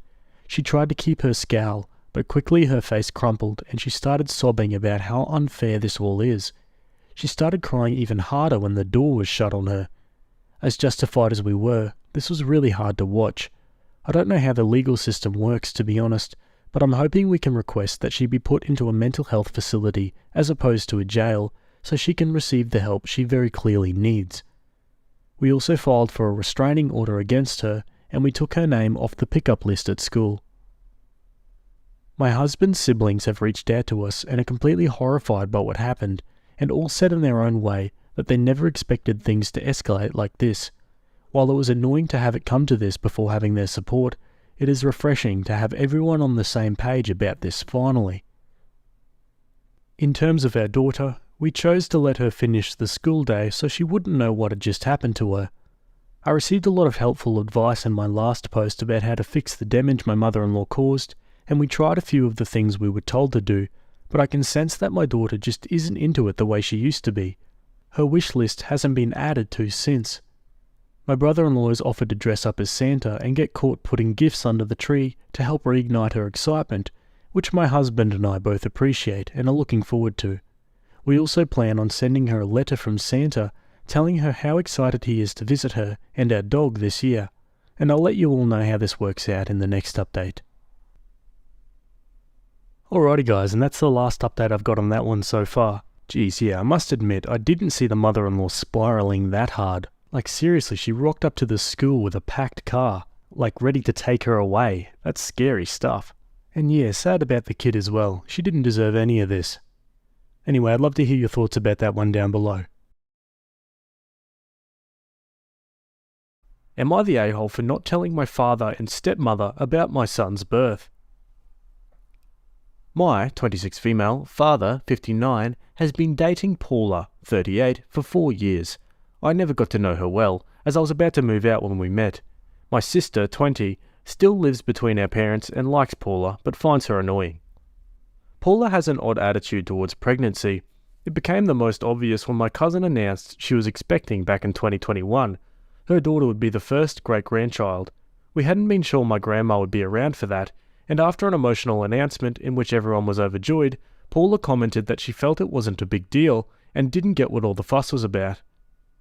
She kept that stance for all 9 months, but once the baby was born, Paula suddenly became a bit too interested in her, which my cousin was clearly uncomfortable with.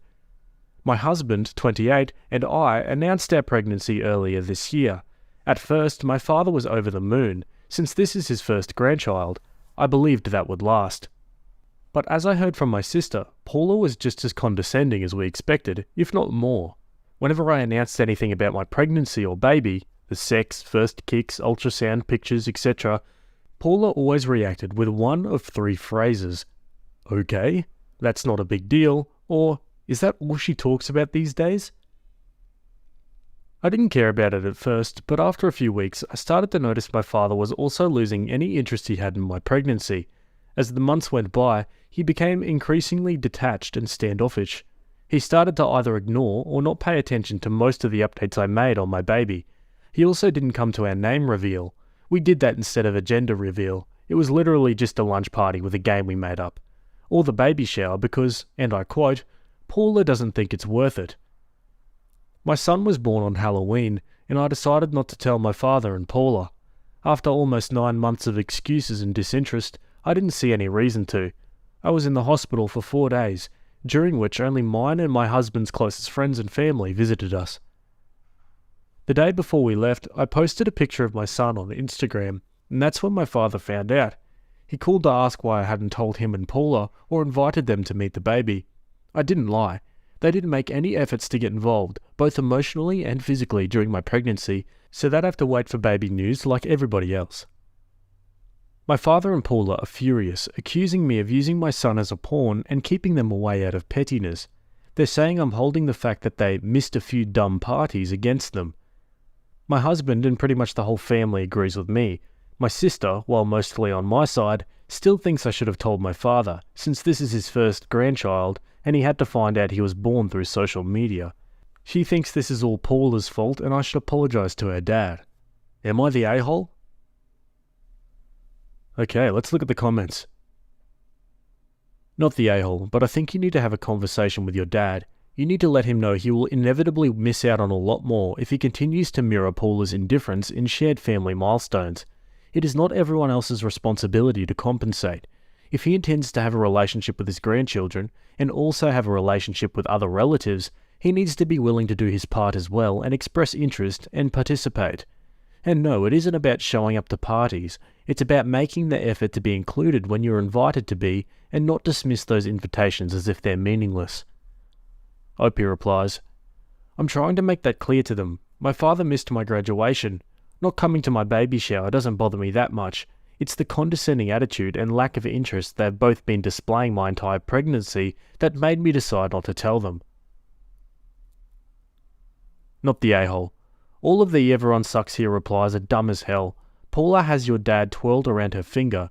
The only 2 in-person baby events that you had, they didn't show up, and your dad was standoffish for the majority of your pregnancy due to Paula.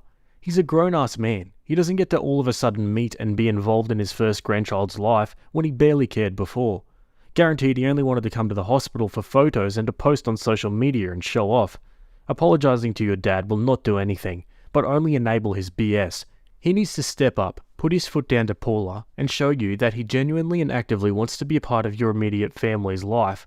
Your dad can be updated via social media until he gets his face out of his behind and acts like an actual father.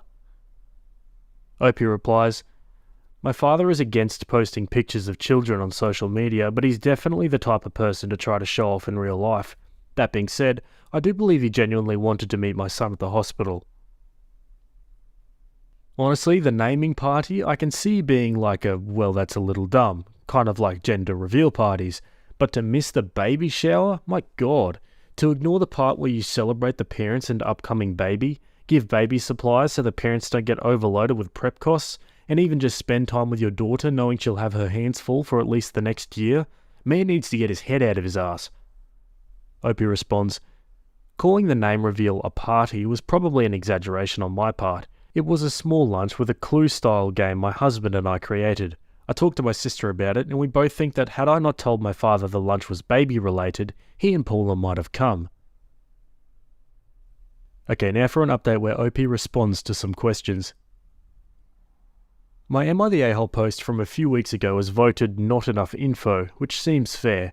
I tried to reply to whatever comments I could, but I don't think everyone reads those, so I'm writing this to reply to the most common questions that were asked in my original post, as well as to clarify some things that might have been misunderstood. Some of these are literally copy-pasted from my comments, by the way. Does Paula have or want or like kids? She doesn't have children, and from what I gather, she doesn't want to. I know for an absolute fact that my father doesn't want more kids. She has also never been pregnant. She has mentioned that to my sister on some occasions. Paula does, however, like kids, especially babies. She was all over my cousin's daughter when she was born, and I have no doubt she'd do the same with my son. It's pregnancy and the events that surround it that she seems to have a problem with.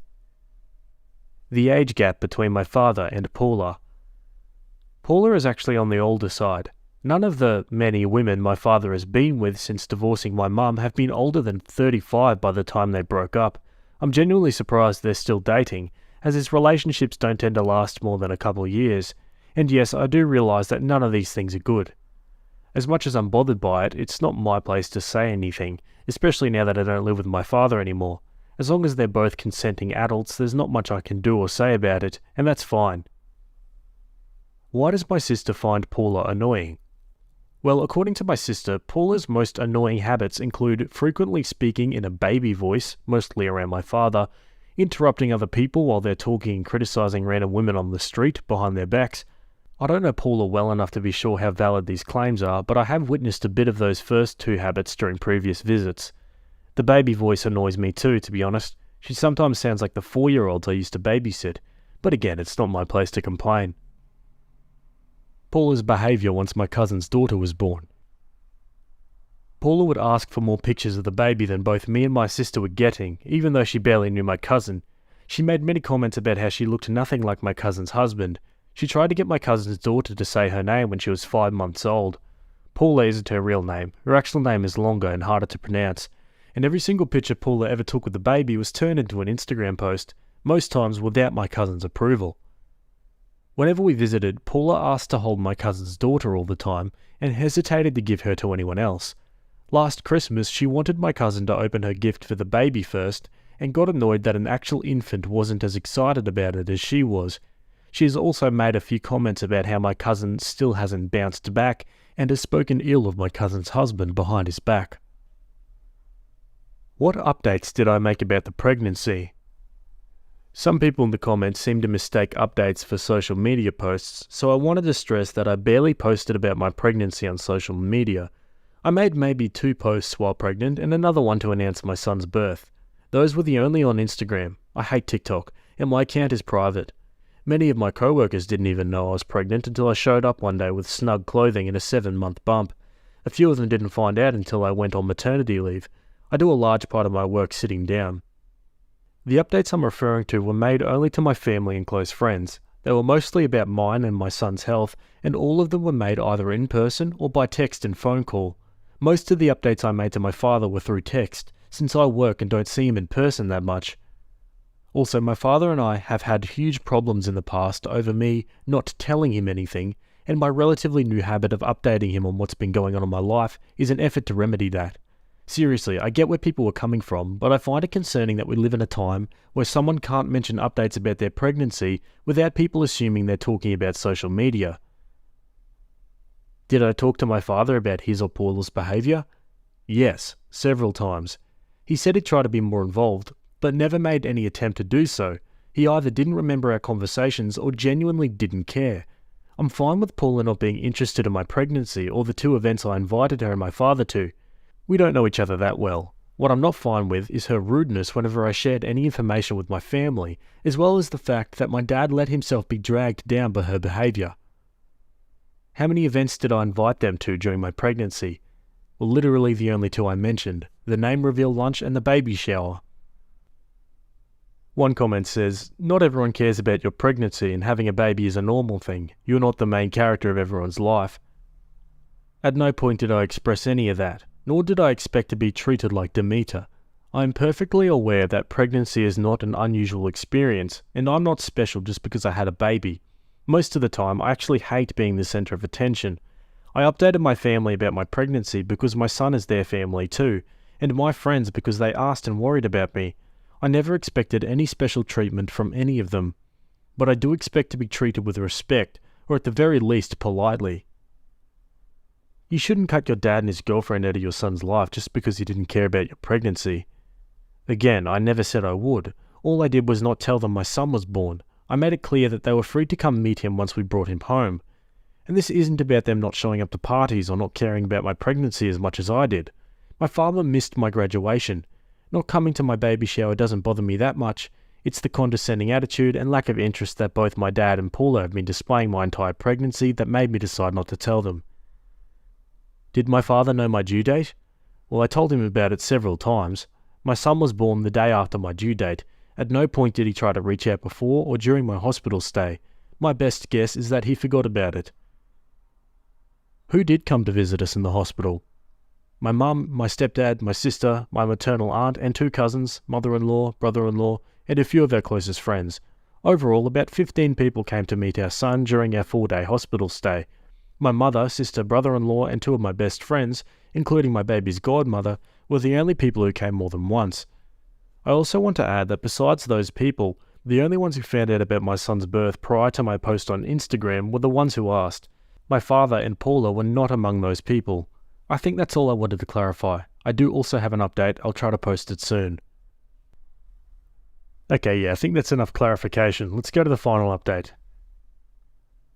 Because my Am I the A-hole post was voted not enough info, I posted on my page some additional information and replied to the most common questions I was asked. That being said, most of the comments helped me understand that I did the right thing. Maybe I was the a-hole, but I had a right to be one. My final conclusion was, be rude to me through a hard time in my life? Fine, have fun in the peanut gallery. I decided that I wasn't exactly comfortable with the idea of Paula holding and cooing over my newborn after almost 9 months of rudeness and lack of acknowledgement, so I told my father that while he was free to come to my apartment and meet his grandson for the first time, I didn't want Paula to tag along.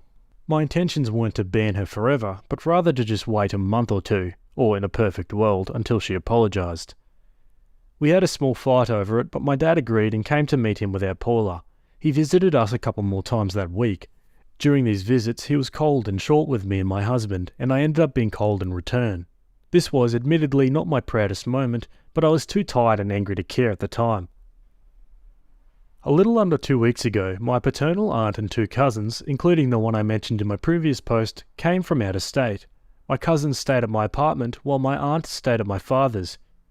During her stay, my aunt caught several instances of Paula openly bad-mouthing me and my unfair treatment of her, but didn't comment on it at first. And then, the day before she left, she watched my father not only agree with Paula, but call me childish and ungrateful as well. Like most of my family, my aunt knew the whole story. She told them both off for how they'd treated me during my pregnancy. My sister was there and eventually joined in. The result was, apparently, a huge fight between all 4 of them. Eventually, my sister started crying. She drove to my place and told me everything before falling asleep on my couch. My father called me and we fought. It lasted about 40 minutes, and after countless attempts on his part to play the "but I'm your father" card, I managed to make it clear that I owed Paula nothing, least of all my time and attention. The next day, my aunt came over for lunch. She told us that after our argument there was another massive fight, this time between my dad and Paula. She didn't pick up on specific words, only screaming. A few days later, my dad called me again. He apologised and promised to try to be more involved. I'm not sure how sincere he was. I accepted the apology, but told him he's on thin ice. I will help him be a part of our lives, but I refuse to be the only one making that effort. It's not my job to try to engage him in things he shows no interest in, and if he doesn't get invested in something, he can't expect to be treated the same as people who do. My sister went back to his place a few days later. Paula wasn't there. Apparently she's staying with her mother for a while. Neither of us know anything else about that. If this turns out to be an actual breakup, my father will probably wait a while to confirm it. I never wished ill on her, but I'd be lying if I said I had faith in their relationship, or any of my father's for that matter. Countless fights and a cluster-feeding newborn later, I'm exhausted. I'm glad this is over. My relationship with my father is still very strained, and I'm not particularly proud of how things turned out, but my main focus now is my son, and it warms my soul to witness how loved he already is. From the bottom of my heart, thank you all. Okay guys, and that's the end of that one. Honestly, yeah, it kind of just shows how Paula's cone of influence kind of affected the people around her so much. And in the end, it sounds like everyone kind of just got sick of it. I guess we can only hope the father was genuinely remorseful, and I guess you'd hope the reason for their fight was that he finally admitted the fact that she was having a negative influence on him and his family.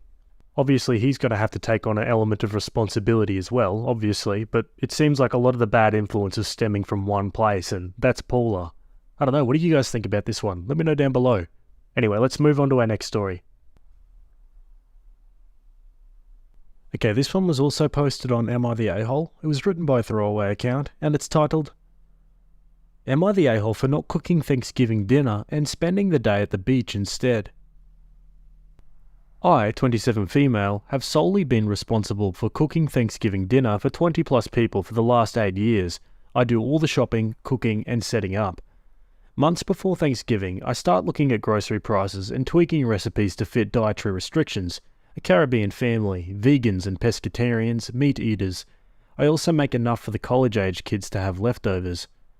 I usually make 3 turkeys, 2 party pans of mac and cheese, and a party pan of mashed potatoes, stuffing, green bean casserole, collard greens, yams, mini seafood quiches, stuffed mushrooms, rolls, and a salad from scratch.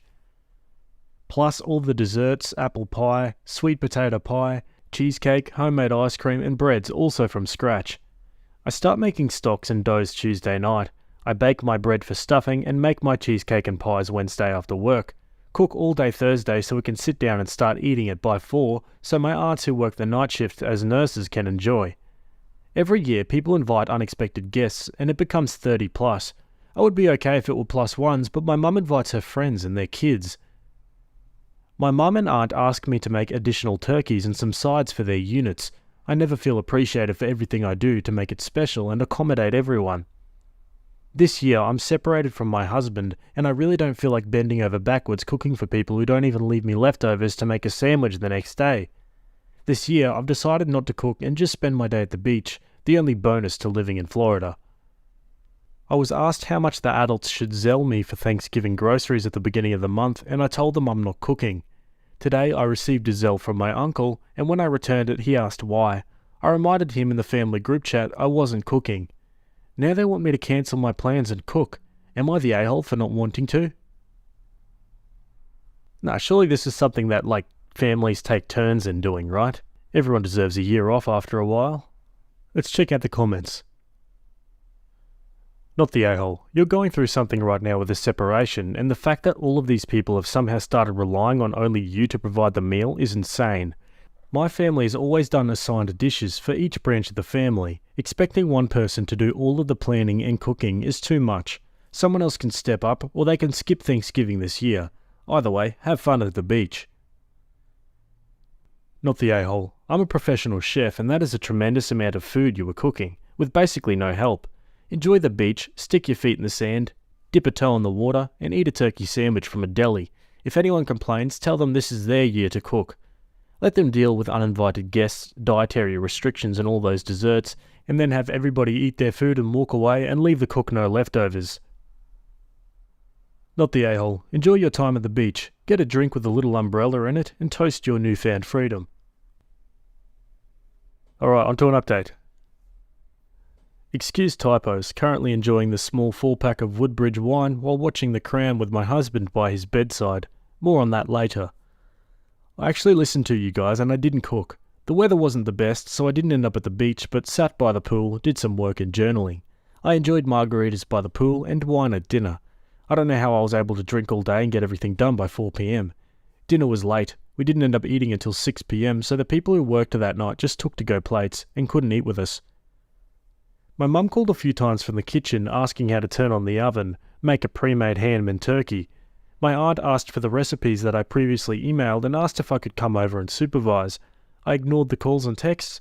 I did end up carving 2 out of 3 turkeys, ate and helped clean up and went back to bed. My mum's friend ended up bringing herself and 6 other people empty-handed.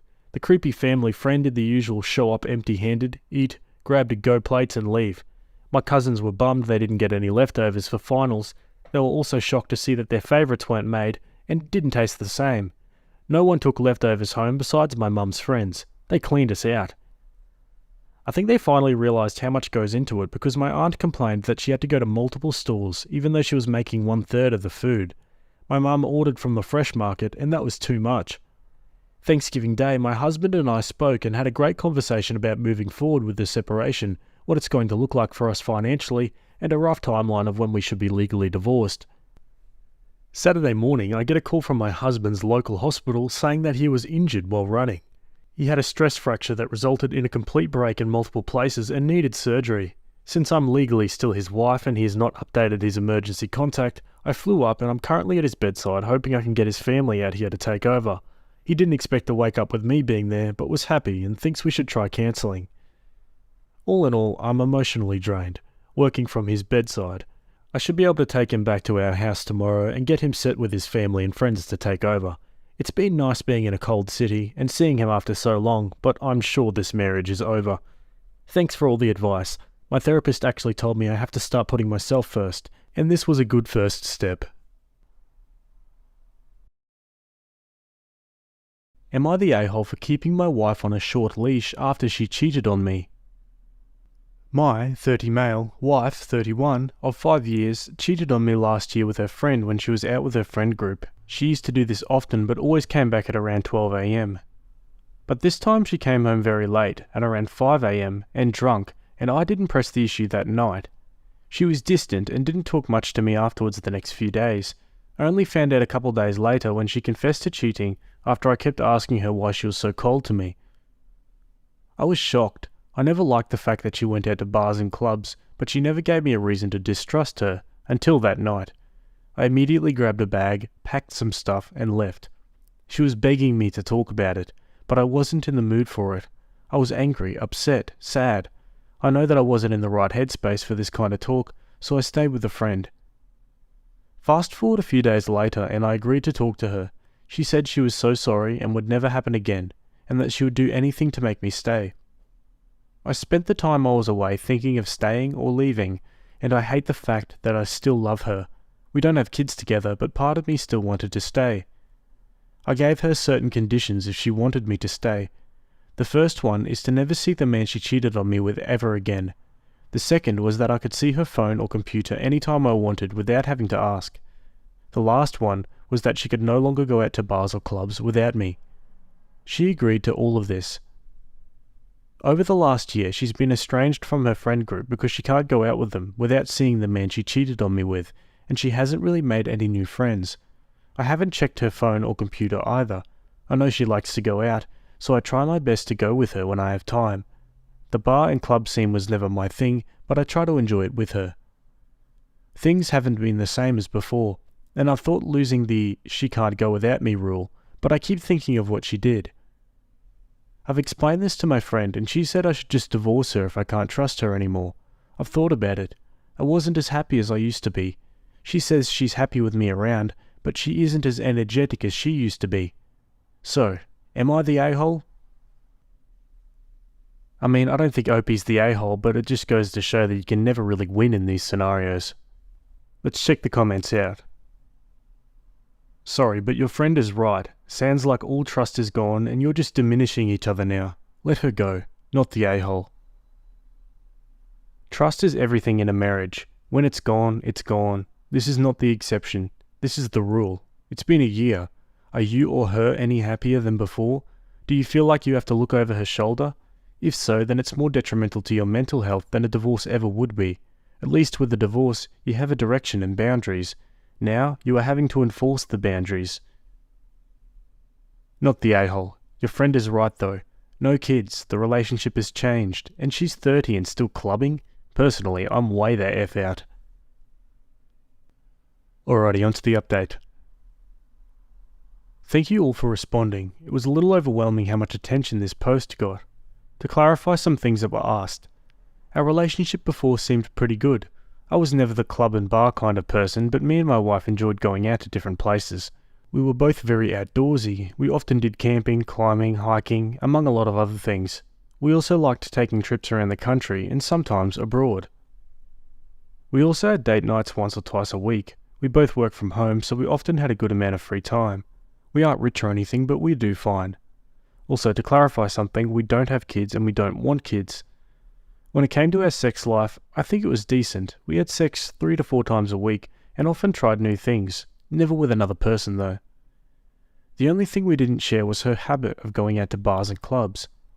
And now to her friends. Some of you were under the impression I told her to see none of her friends. I only told her to stop seeing the man she cheated with. At first I didn't know exactly why she became estranged with the whole group. They were all a part of the friend group.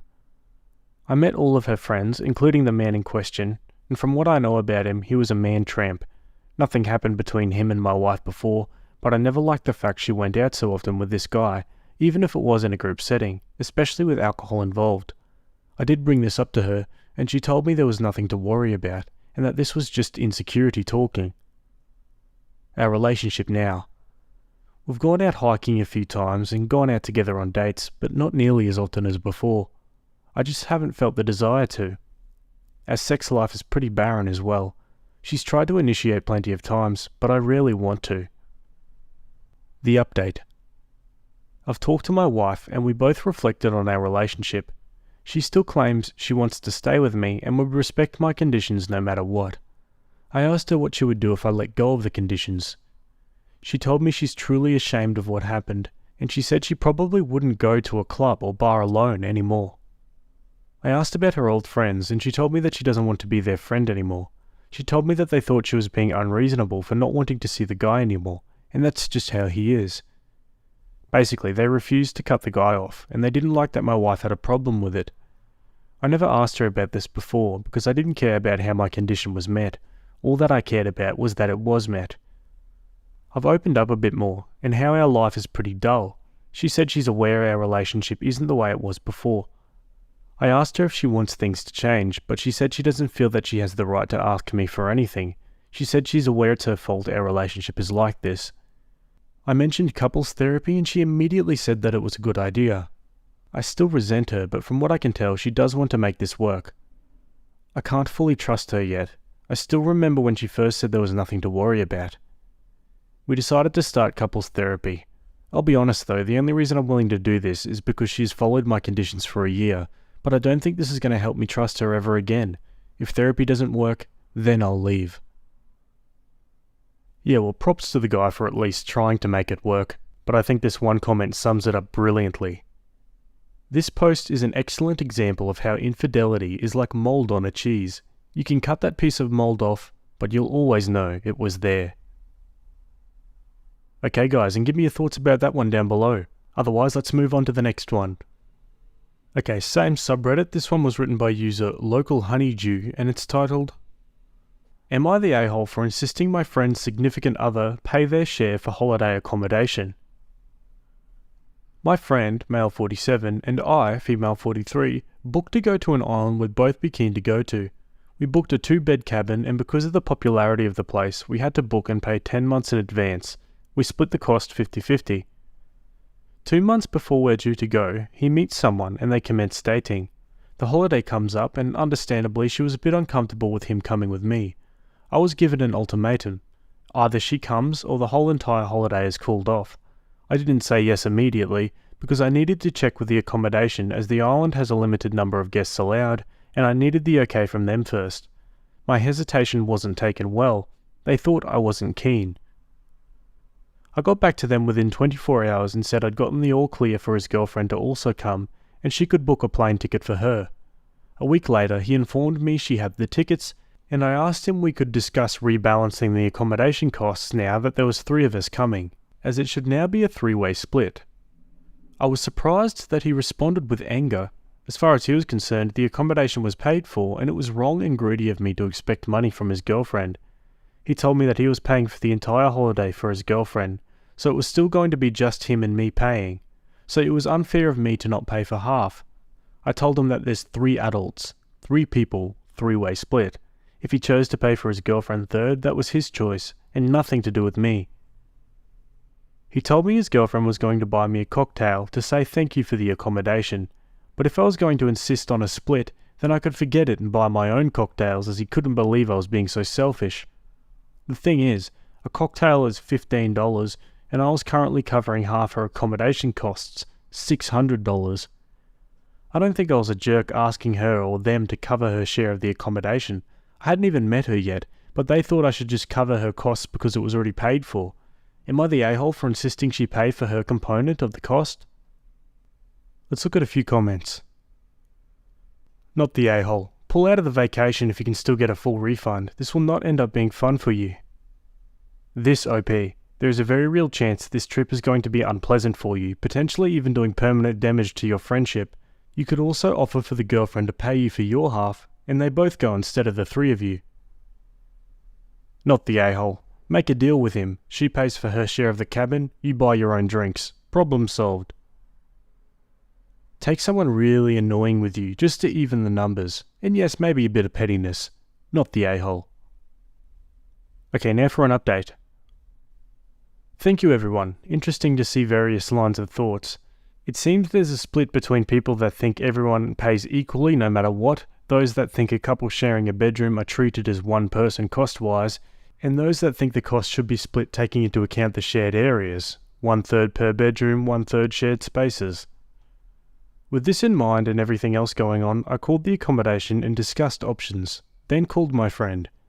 I explained to him that we'd made the agreement to split everything equally when there was only 2 of us going, but I no longer felt that agreement was fair. I suggested the third option, splitting the cost of the communal areas 3 ways, but said cost per bedroom, and also stated that any foods, activities, etc. wouldn't be split anymore. We'd each be responsible for our own, and they could decide as a couple how they were paying for themselves. It didn't go down well at all.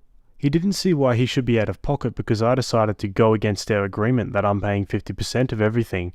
I stuck to it and said that I'd be willing to negotiate the accommodation costs. There was no way I was going to pay half of his girlfriend's activities or her dinners and drinks, and it was ridiculous for him to think I should be paying half of his girlfriend's costs, especially since she's a complete stranger and had already asked me to change all of our previous plans to suit her. He called me a B-word and told me I was acting crazy. I stopped him and said that from that I don't think this holiday is going to work, and I had spoken to the accommodation and I was going to cancel as of today. I told him if he still wanted to go, then the accommodation would hold open the booking for him for 72 hours, and if he confirmed with them, I'd instructed them to hold on to the $1,800 as what he'd contributed to the booking and refund me the rest, and his girlfriend and him would have to pay the hotel to finalise. If they didn't confirm, I'd get the refund for the whole amount and then forward him his share. He went quiet, then told me that since I was changing the rules at the last minute, I should leave the entire accommodation payment because it wasn't his fault that I no longer wanted to go, leaving them in the lurch, and I would be ruining his holiday with his girlfriend. I told him I was cancelling and I would definitely not be paying for any accommodation I wouldn't be using. I might have been a little petty when I told him he'd still be paying for his girlfriend's costs. It'll just be a little bit more than he was expecting because I was no longer going to subsidise them. I cancelled my flights and the accommodation and emailed him all the details. One commenter says, "Wow, I'm so sorry. They both are immature. I bet you she's young, offering a cocktail and then taking it back. She's young or broke or cheap, not someone you want to go on a nice trip with. I would say, since there are so many requests by her, this has become a trip more about her and therefore needs to be split 3 ways. How is it fair she gets to kick me out of the cabin? Sadly, you may lose a friend over this. He's obviously siding with his 2-minute jealous girlfriend over a long-term friend." Opie replies, "She's 51, so the oldest. I don't know her at all. Never met her, so can't say whether she's cheap or broke." Another commenter says, "Who is this guy to you? How did you meet him? How long have you known him? I cannot fathom someone expecting this from someone else. It sounds like an oblivious, self-centered sibling taking advantage of a family bond type of entitlement. This can't have been the first time he's done something this inconsiderate. Opie replies, I'd known him for 5 years as a friend. Yes, I've had some issues with him for lack of empathy regarding others and some general selfishness. He was a mid-40s guy that basically never had a long-term girlfriend. I just sort of went with the too used to doing his own thing to pay much attention to it. We have travelled together before together and in larger groups. I have issues in the past with his lack of planning, leaving a lot up to me, but his entire personality seemed to change overnight when he started seeing his new girlfriend. Nothing was good enough. Before he'd at least discuss things, talk options. This time was like hitting a brick wall. His way or no way. Decided that this was what was going to happen without talking to me, and then got angry when I wanted to discuss it first. Okay, now for the final update. Hi, I haven't kept in contact with them for obvious reasons, but through some mutual type of friends, I found out the following. They planned to go but tried to find cheaper accommodation on the island, so let the hold expire without making any contact with the accommodation. From my understanding, everything was booked up completely that weekend and for the next 6 months. They lost the option to use the cabin and someone else immediately booked it when it became free. There's a wait list. I received back the full deposit and immediately transferred his portion to him as I stated I would. Never got an acknowledgement he received it, but it was an account I had paid into previously and my bank assured me it was good.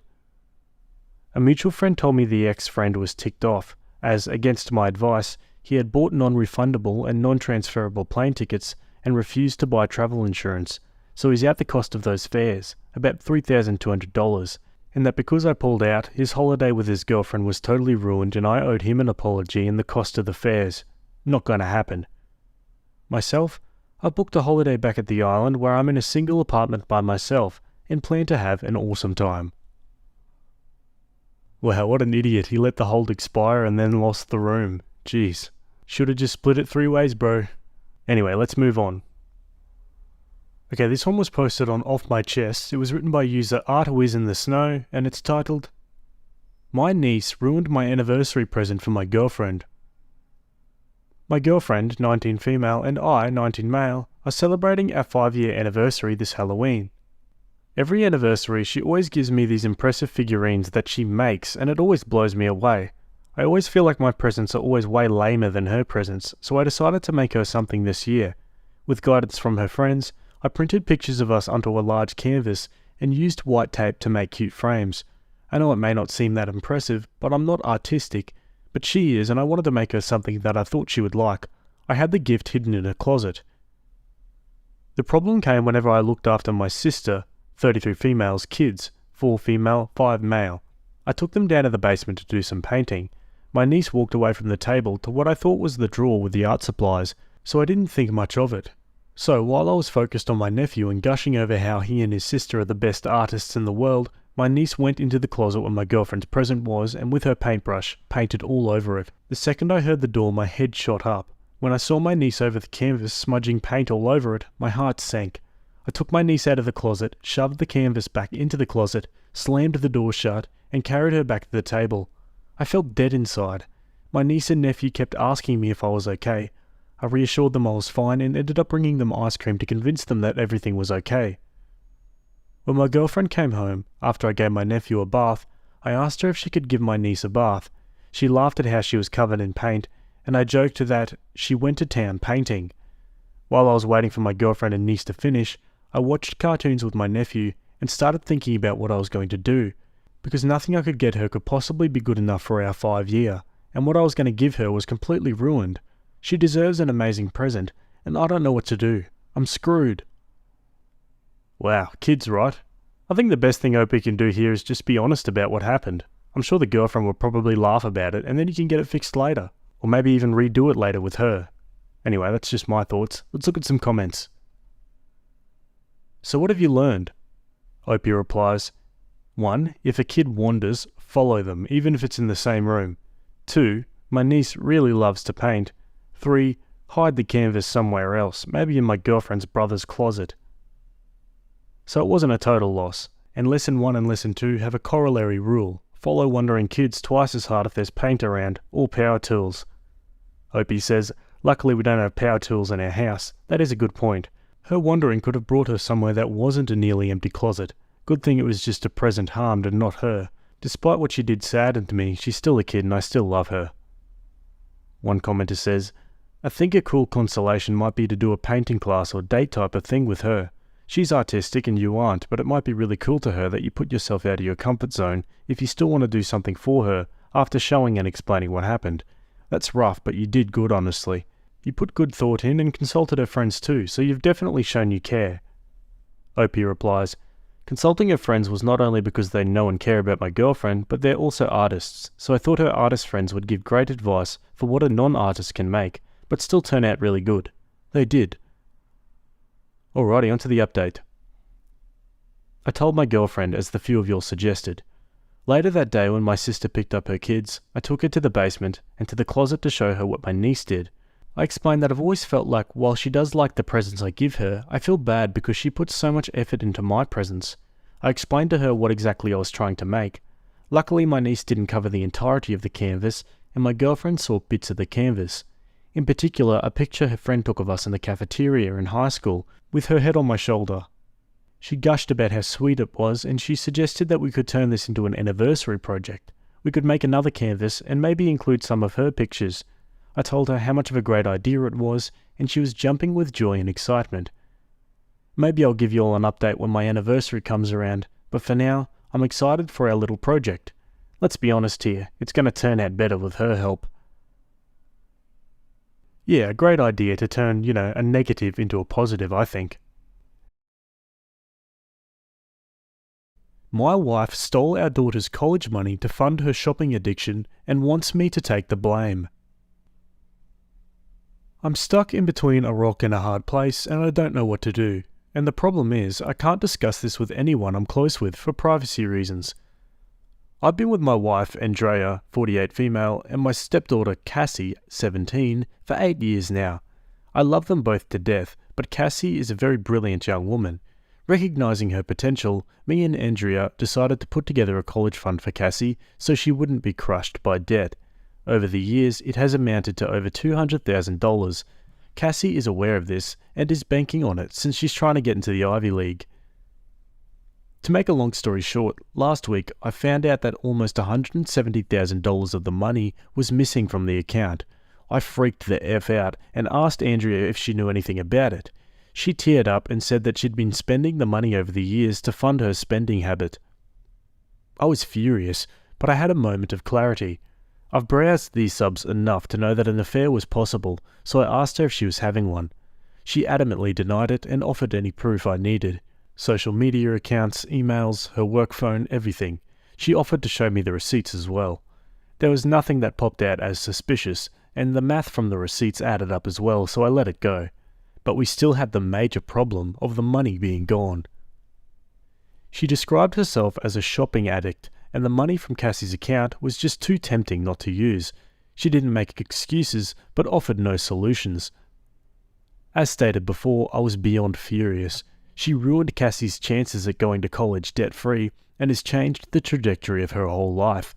I had asked her to stay with her sister while I tried to figure this out. Cassie was concerned about why she was leaving, but we just said we needed a little bit of space. I asked Andrea to come back home yesterday and we had an extremely long discussion about how to handle this. She stopped me from talking and asked a favour of me. She asked if I could take the fall for her. For context, her and Cassie don't get along for a variety of reasons, and knowing how independent Cassie is, she will probably leave right after college, if not during. In fact, me and Cassie get along very well, and she comes to me for a lot of her issues. Andrea fears this will permanently drive Cassie away, and she doesn't want to lose her. I told her that before we even talk about that, she needed to acknowledge her mistake and own it. She needed to go to individual therapy, we needed couples counselling, and she needed to find a shopaholic support group, and that I would be controlling the finances from now on. She said those terms were steep, but fair. I said she needed to tell Cassie what she did, apologise, and hope for the best. She refused and said she could never lose Cassie. She said I could survive the mistake, but she couldn't. I told her that in order to even consider me taking the fall, she needs to agree to my terms. I don't know what the hell to do. The last thing I want to do is lie to Cassie, but I don't want Andrea and Cassie to split up forever. And the worst part about this whole thing is that Cassie's life is ruined either way. and I don't know how to replenish the money other than maybe borrowing from my 401k. Reddit, do you have any suggestions? Divorce is always an option, but I love Andrea despite her mistakes, and me dating at age 52 is next to impossible. Oh my god, what I want to know is how she managed to spend 170k without you even noticing. Let's go to the comments. Do not lie to Cassie. That's punishing her for her mother's sins. It will come out eventually. Her mother needs to be honest. Do not take the blame. Your wife admitting her mistake to her daughter is the only way your wife's addiction is going to stop. If she can't admit her wrongdoings to the person it hurts most, she can't move on from her addiction. Don't take the fall. That's just enabling her addiction further. She needs a wake-up call. Your wife needs to take full and total accountability for her actions. If her relationship ends up permanently damaged, then it should be. Addiction is addiction, and just like a drug addict, she blew her daughter's chance at a good start in life. Tell Cassie, don't eat this and don't participate in covering it up. Okay, now Opie makes an edit. After everyone in here knocked some sense into me, I realised I can't lie to Cassie. I love her too much and she deserves the absolute truth, no matter how ugly and hard it is. I will be talking to Andrea and telling her that we need to tell her the truth together as a condition of us staying together, or else I will initiate divorce proceedings and tell Cassie anyway. Also, as someone suggested, I don't need her trying to flip the script on me, so I'll record our interactions going forward. Thanks. Okay, now for an update.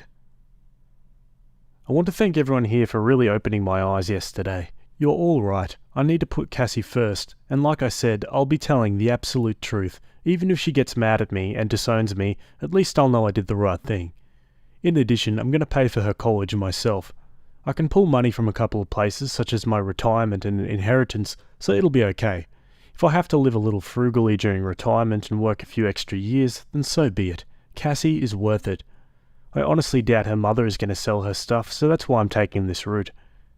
As for Andrea, I've been criticised for wanting to let Andrea off the hook, so to speak, but it's easy to say when really deep feelings aren't involved. That being said, I don't think I can stay with her. What she did is horrendous, and she ruined our daughter's future for her addiction. We had a long discussion late last night, and I threatened divorce unless she told Cassie the truth. She begged me not to do this, but I put my foot down, and eventually she agreed, but only if I agreed not to divorce, and I helped to repair their relationship. I likely won't be doing either. She made her bed so she can sleep in it. So if I have to update, I'll probably just make a whole new post. Thanks a lot, guys. Okay, now Opie answers some questions. How could you not have noticed? Weren't you getting a 1099 and noticing less interest? Opie says, to answer your question, I had really nothing to do with the account other than contributing money. I just took her word for it. She showed me statements from time to time, so I had no reason to suspect anything. Plus, we have separate finances, except for a joint account for household expenditures and bills. Although Cassie is my daughter, officially I'm only stepdad, so Andrea handles all matters related to her finances unless Cassie asks me for something directly. Also, I wasn't the lone contributor. Her grandparents on both sides contributed, as well as my own parents. I only discovered what was going on when my wife left a statement out in the open. I'm now believing she simply pocketed whatever money she got and doctored the statements. I knew the amount that was supposed to be there because a lot of the money came in the beginning. Her grandparents initially contributed $75,000, mine contributed another $30,000, and the amount that I added over the years. Another commenter says, don't take from your savings to pay Cassie back, take from your wife's. Opie replies, I asked her to take money from her account to pay her back. She said protecting her retirement is important to her and that she could take out a loan since her credit is excellent. Surprisingly enough, she doesn't run up her credit cards. Now I know how. Also, I'm hesitant to do this. I understand everyone wants her to fry for this, and I do too. However, if I'm to stay with Andrea, I don't want her to have to continue working until she's dead. I would like to enjoy our retirement together. My retirement is very healthy, plus I have a few investments and an inheritance. I could survive the hit. The most important thing is Cassie gets to go to whatever school she wants and not have to worry about it.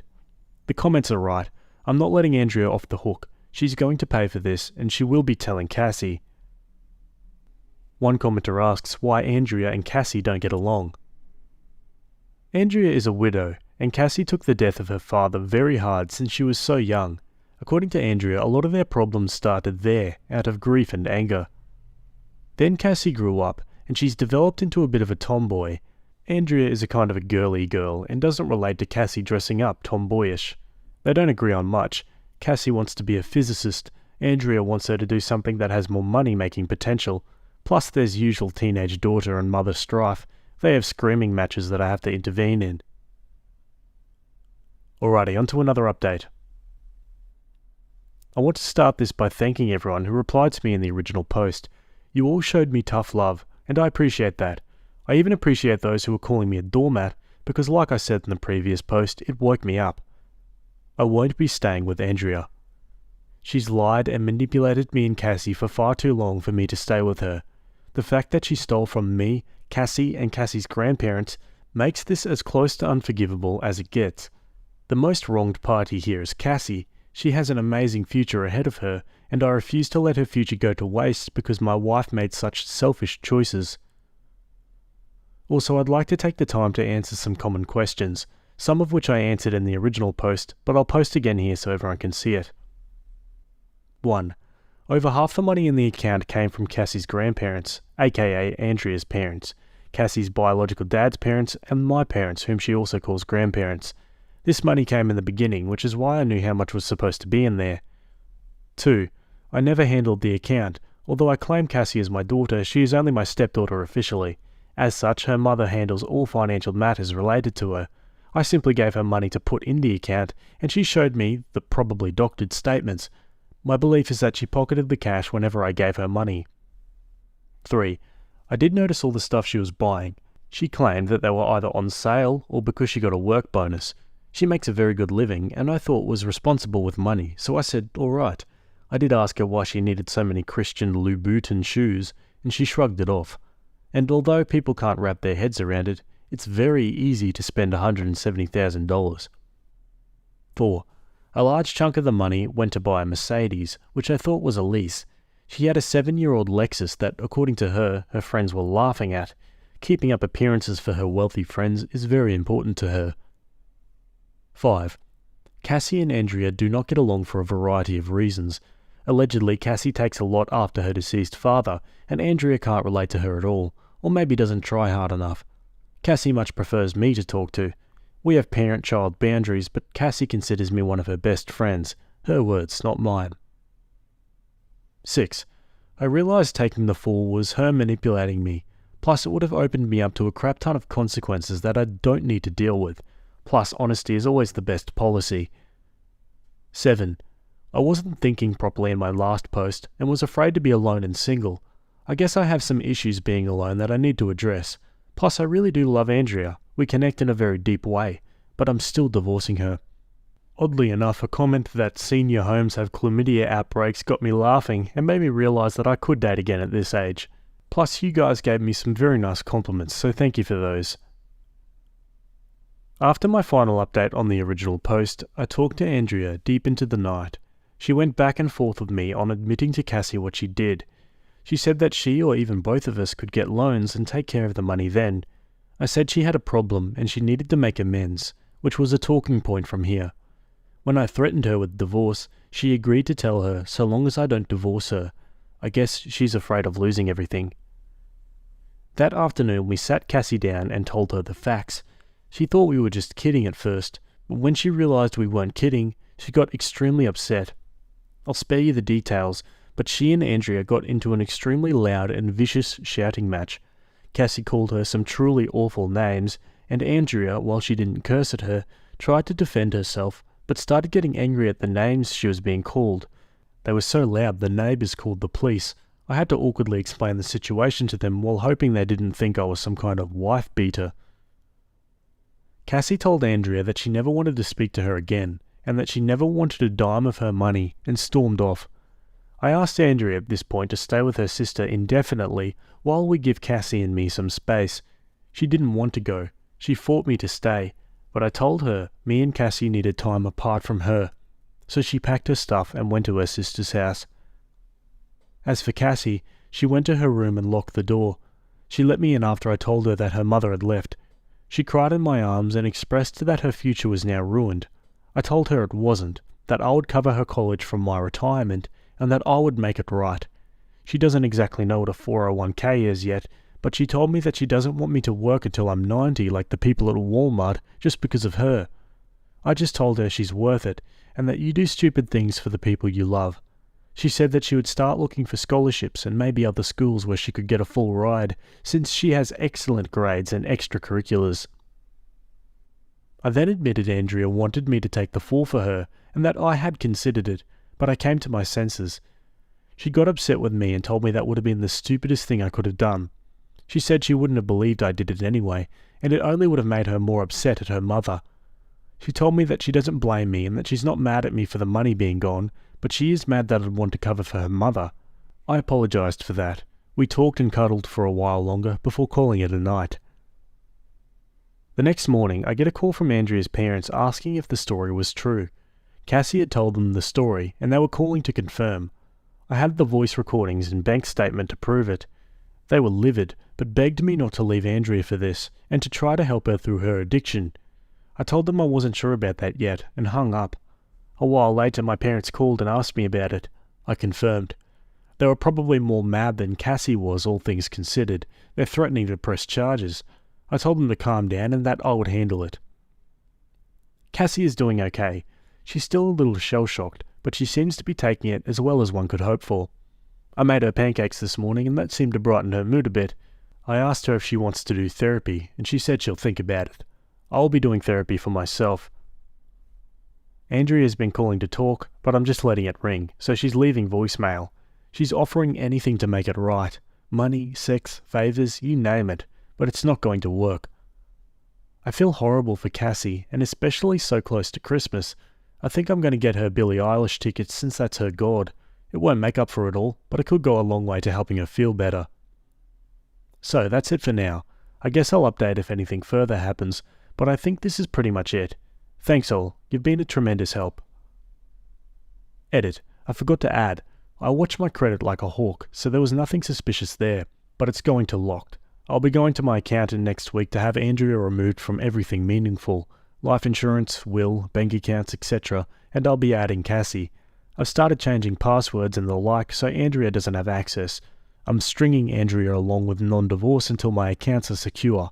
Also, from what I can tell, Cassie's credit is okay, but I'll be doing a deep scan and locking that as well. Edit. I can't believe I have to say this, but there's a few people saying it's creepy that I'm cuddling with my daughter. If sitting together with her crying on my shoulder and us talking is considered creepy, then sure, I'm creepy. Leave it to the internet to make things weird, I guess. And no, I don't think I'm some hero. I'm just trying to do the right thing. Opie answers some more comments. Splitting things in the divorce. We have a prenup since she has money as well, so there's no fears there. We have separate finances, and the only major asset we have is the house. I'm willing to buy out her half so I can own it fully. Don't cash in your retirement. Make Andrea sell her stuff. Sorry, I forgot to put it in the post. She doesn't want to sell her stuff and is just offering to get a loan. She shouldn't get a choice to not sell. You're letting this woman ruin your future. Why is this worth it? The answer is Cassie. She's smart, wise beyond her years in some regards, but still a teenager in many others. She's very proud and refused her mother's money. I asked her if she wanted the car, and she said no. Asked if she'd be okay with her mother paying her back. She said no. Like I said in the post, she wants nothing to do with her mother anymore, and that includes her money. That's probably just anger talking, and I'm hoping cooler heads will prevail. But I think there's a part of her that's embracing the challenge of figuring this out on her own, or at least without her mother's money. As for me, if Andrea wants all that stuff so bad that she's choosing it over us, she can have it. We'll be great without her. So in a way, she's paying for all this stuff in the most precious way, with her marriage, and most importantly, her child. You're letting her walk all over you. Maybe I'm wrong here, but I don't view it as her walking all over me. She's lost her marriage, her daughter, her family is furious with her, and her friends will likely drop her when they hear what she's done, and realize she's not as wealthy as she appears to be. To me, that seems like real consequences. I'm a big fan of The Twilight Zone, and this seems like one of those endings where the person gets what they want, but doesn't realize what they had to give up to get it. She can have her possessions, it just cost her everything to get it.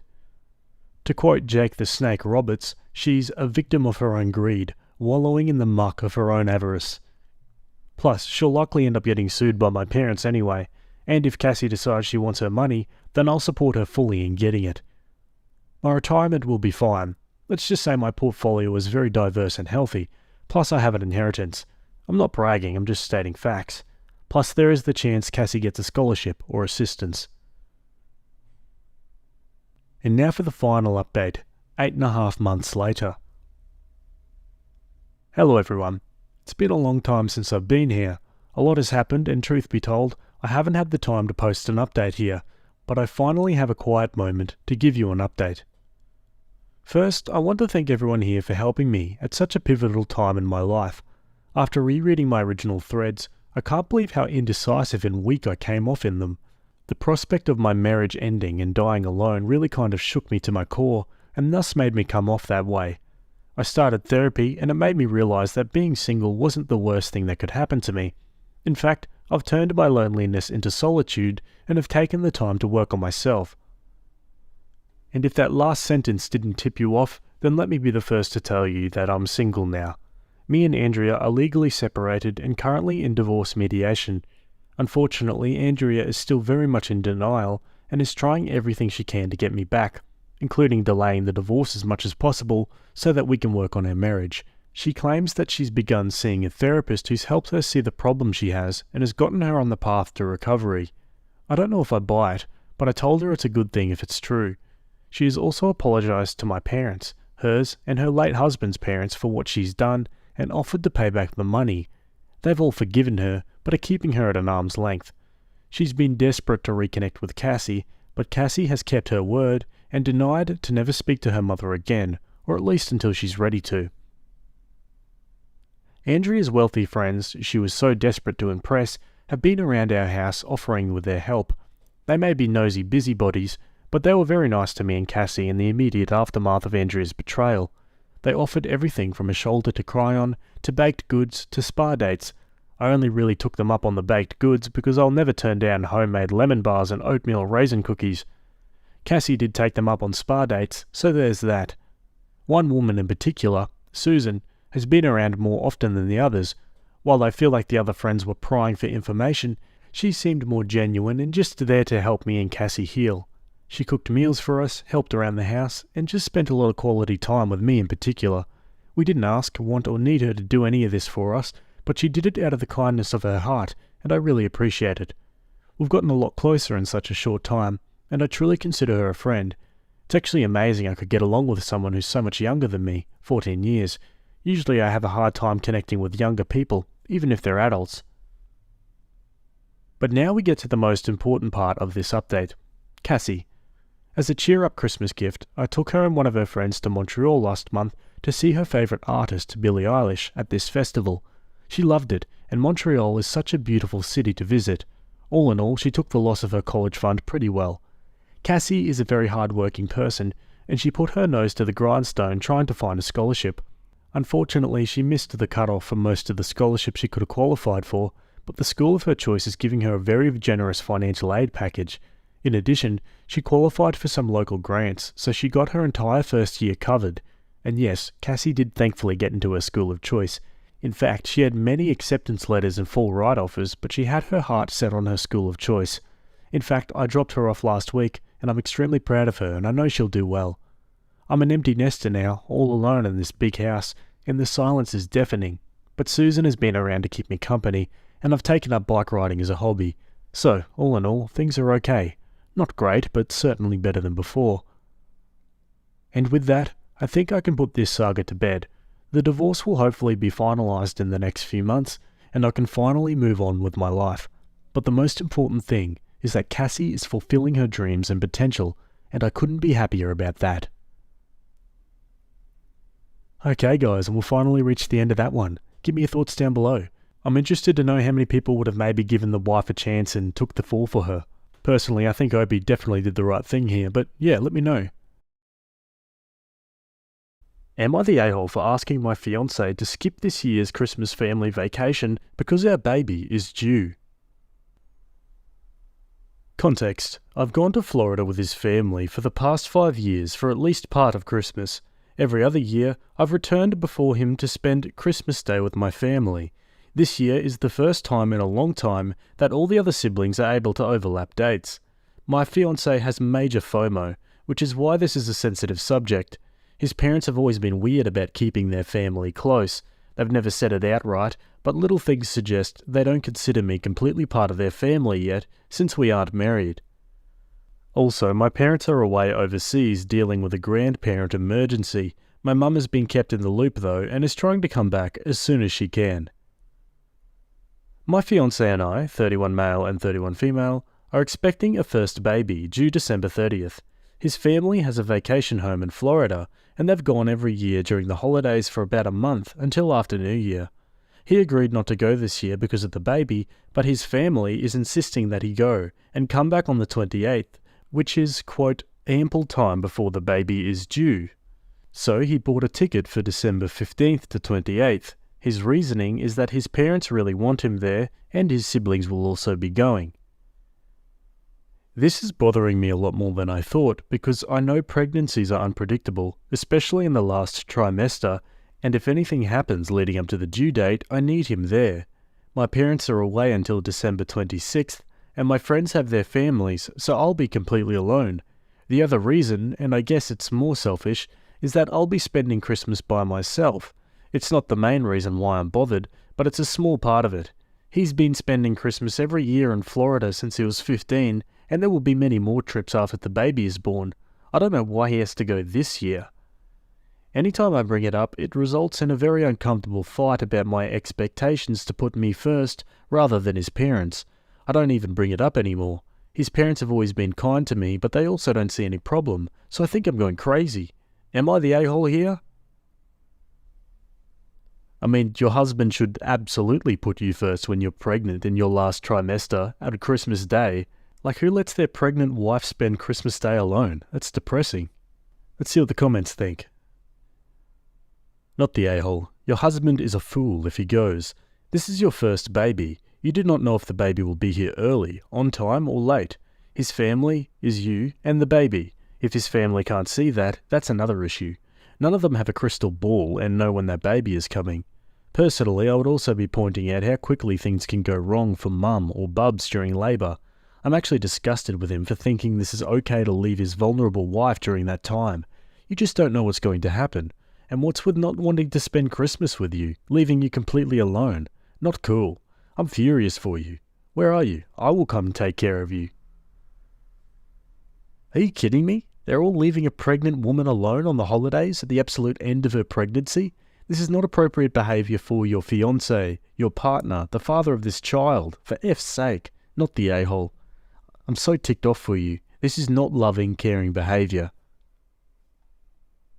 Not the a-hole. He is showing where his priorities lie, and sadly, they're not with you. Believe him. Right now, he should be putting you and his unborn child well before his parents. While his parents have always been kind, look at what they're doing now with insisting he come. You are not his priority, nor are they looking out for your health and well-being as you carry their grandchild. Make your plans now on how you'll get to the hospital and birthing centre if the baby comes early. That should be your first priority. After that's done, please evaluate your relationship and seriously decide if this is what you want your future to be and the future of your child. If you decide it isn't, then start to figure out your exit, even if he does make it back before the baby comes. I'm so sorry you're having to deal with this right now. The stress of it all has got to be immense, and not something you should be subjected to right now. Yeah, 100% agree with those comments. Okay, Opie gives a quick edit, then on to an update. Deeper context is that there was a major conflict between him and his sister-in-law last year that ruined the vacation and drove a wedge between him and his siblings. They left us out of major events, trips, etc., and they only started repairing their relationship a couple months ago. While they're trying to fix things, they've left me out of it. They said it's a sibling matter. So I understand to a degree why he and his parents feel this trip is important to fixing his relationship with his family, but it's definitely the worst time for it. It's a sensitive topic. Okay, update time. I'm sorry for not updating sooner. Everything has been overwhelming and I'm trying to deal with a lot. The good news is that my mum arrived home yesterday. When I had explained everything to her, her sister, who was a retired nurse, insisted she come too. I'm so thankful to have them here. It's hard to get my feelings across as there's a bit of a cultural barrier. My mum is from Hong Kong, and without getting into details, the grandparent situation was very much an emergency, but she has siblings and my dad who is staying there at the moment. As for my fiancé, I scheduled a virtual appointment with him and my OBGYN to update her and told her the whole situation. Like all of you, she was appalled and strongly recommended he not travel during this time. Her words were, "In my professional opinion, I'm going to very strongly recommend you reconsider your plans. In my personal opinion, I'm going to insist it." It was probably on me for not alerting her sooner regarding his travel plans. After that, he's still going, but adjusting his date so he'll be back on the 22nd. There will be a one-day overlap with his siblings. His mum isn't too happy he won't be there for Christmas. She suggested he fly back later on the 25th instead, so he can spend a part of Christmas Day with them, but he said no. It's still not ideal for me. My mum and my aunt has insisted to speak with his parents, so we've scheduled a call with them later today. I reached out to my best friend too about this after I read some of your responses and PMs. She was livid and informed her husband that she doesn't care if it's on Christmas Day. If I go into labour, she will drop everything and be there. She's also been kept up to date about who will be with me while he's away and will be visiting. I know there were a lot of questions regarding the family, but I can't address all of them. It's too much to write out. Yes, I know they don't treat me completely as family. There have always been small passive-aggressive things that bothered me. Not invited to Mother and Father's Day events, left out of family Secret Santa, not being allowed to sleep in the same room when we visit, etc. Yes, I know that his mother must be aware that he shouldn't be leaving me at 37 weeks. She's not dumb, and I update her after all my appointments, so I know she knows this too. I don't know why she's saying it's okay, but I have an idea why. My mum has made it clear she will be addressing all of this in the call. Some of you wondered how they can afford to go to Florida for a month. His parents are retired and snowboard there. His siblings and sister-in-law all have 9-to-5 jobs that are partly remote, so they're lucky enough to take their work to Florida and work there. My fiancé is a gig worker, so he dictates his own schedule. Obviously, their schedules don't always align. I haven't shown him this thread yet. At the moment, it's just one more thing I don't want to deal with him. I may in the future, but I've suggested we go to therapy before we set a wedding date. He agreed. I'm also seeking counselling for myself. Lastly, I'm incredibly grateful to all of you who took time to respond, offer to visit me and bring me food. I've never posted on Reddit before, but I appreciate the support you've all shown me. Once again, thank you all so much. I'll try to update again after the baby comes. It might be a while, but please know that I'm safe and have lots of love surrounding me. Please have a safe and happy holidays. Also, I'm expecting a girl. Yeah, there's got to be something else going on with the fiancé's mother. The fact that, she very well knows that this is not a good idea, yet she approves of it.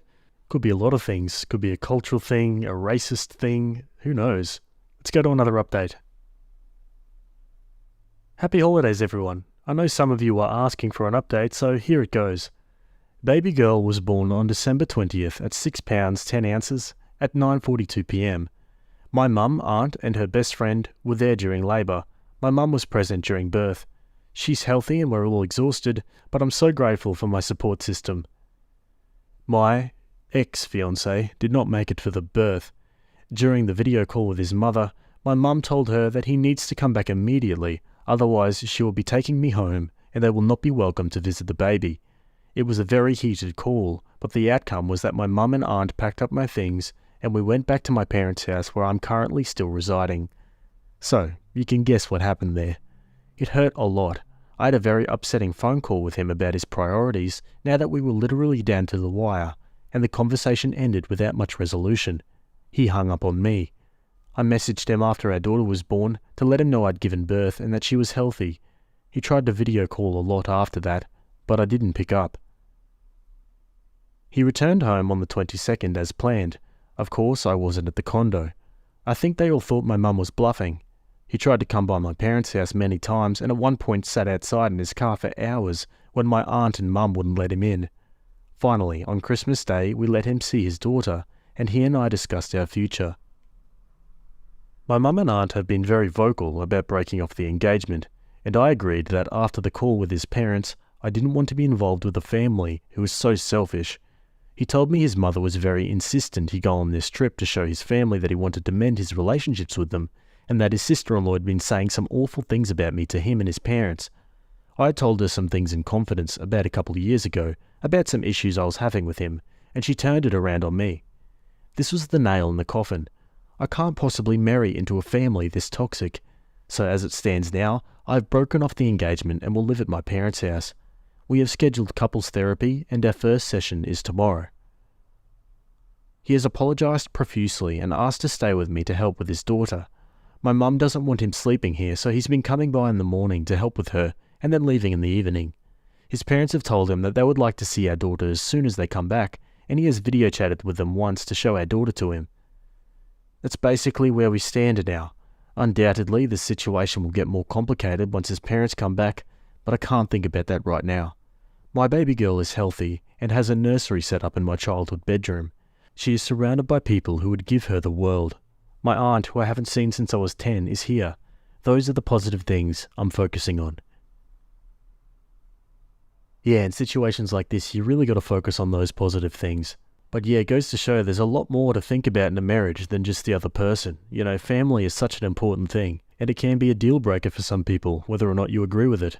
Therapy and counselling is obviously a very good idea in this situation, and I'm glad they haven't just given up on their relationship. It sounds like he is genuinely remorseful, albeit a bit slow. I don't know, what do you guys reckon? Would you give him another chance? Let me know. Either way, let's move on to the next one. Okay, sticking with the same subreddit, this one was written by user OKClassic, and it's titled, Am I the a-hole for throwing out my girlfriend's dolls? My 24 male girlfriend, 23, and I have been together, long distance, for 3 years. We just moved in together. I moved across the country for her after finishing college. I always knew my girlfriend liked creepy crap, like haunted houses and scary movies, but I didn't realise she liked to collect creepy crap. I'd seen her apartment on video calls, but there was one thing she had neglected to show me, a frickin' shelf of creepy-ass dolls. When I was walking through the apartment for the first time, I noticed it in the corner of the living room, and holy crap. I asked her and she said that she likes thrifting for old abandoned dolls, cleaning them, getting them new clothes, doing their hair, then throwing them on this shelf. Then she started introducing me to them. They all had names, and there were a couple really rough ones that she said she had since she was a kid, or were her mum's, or some were her grandma's. The other 4 were thrifted. She said the ones she thrifts and gets into good enough shape, she gives to disadvantaged kids at the daycare she works at. She only keeps the ugly ones.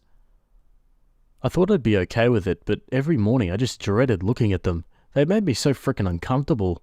I tried buying her Squishmallows, thinking maybe she could collect something normal instead. She loved them, but she's still all about the dolls. I then suggested she give them to her kids at daycare, or she'd display them at daycare instead, but she was worried they'd be damaged or taken home by kids by accident. I think she realised I didn't like them, so she asked if I wanted her to move them into the closet. I said yes and thought that would be it. Well, one of my friends flew out to visit, and when we were hanging around, he dropped a bowl of popcorn. I asked him to grab the vacuum out of the closet, and he almost crapped his pants. The dolls' heads all poked out of the box, and their creepy little eyes stared into his soul. Horror movie crap. I was so embarrassed, and my girlfriend was apologetic, but he had a bit of a laugh. Honestly, that was the last straw. Those frickin' things wouldn't leave me the F alone. The next day, which is today, is garbage day, so I took the box out and tossed it while my girlfriend was away. It's gone. My girlfriend came home and I started sweating. I told my friend we were leaving to get dinner. She's been calling and texting, but I want to give her time to cool off. My friend is saying I'm a bit of a jerk, but I genuinely feel that I had to do it. Am I the a-hole?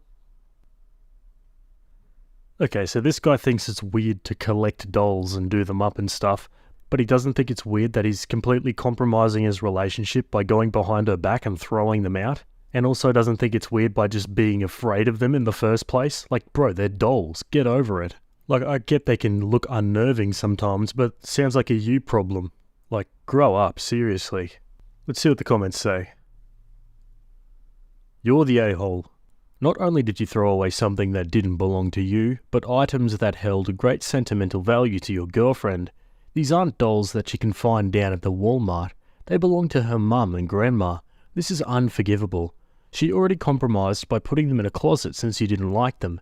You'd better hope that it wasn't garbage pickup day and get them back. I hope the dolls are possessed by evil spirits and haunt you.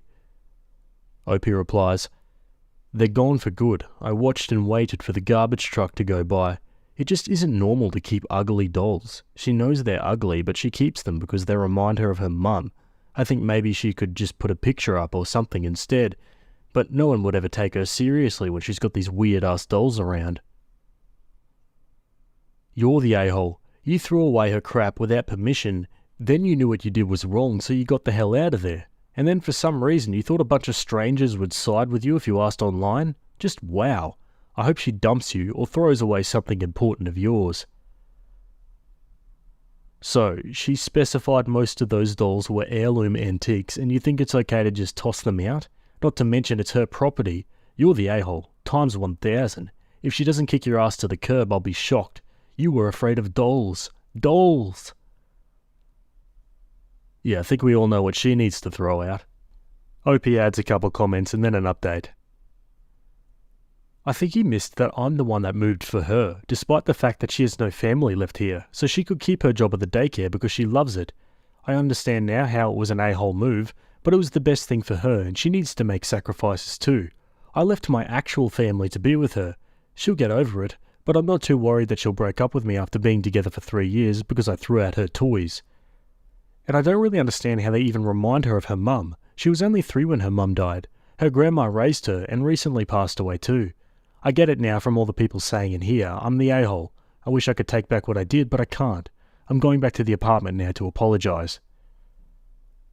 Yeah, this dude's seriously out of touch. Let's go to the update. I got many messages asking for an update, but I was banned from Am I the A-hole, so here it is. I went home and my girlfriend asked me where her dolls were. She'd had a bad day and assumed that I'd moved them somewhere after they spooked my friend, but she really wanted them because they're very comforting for her.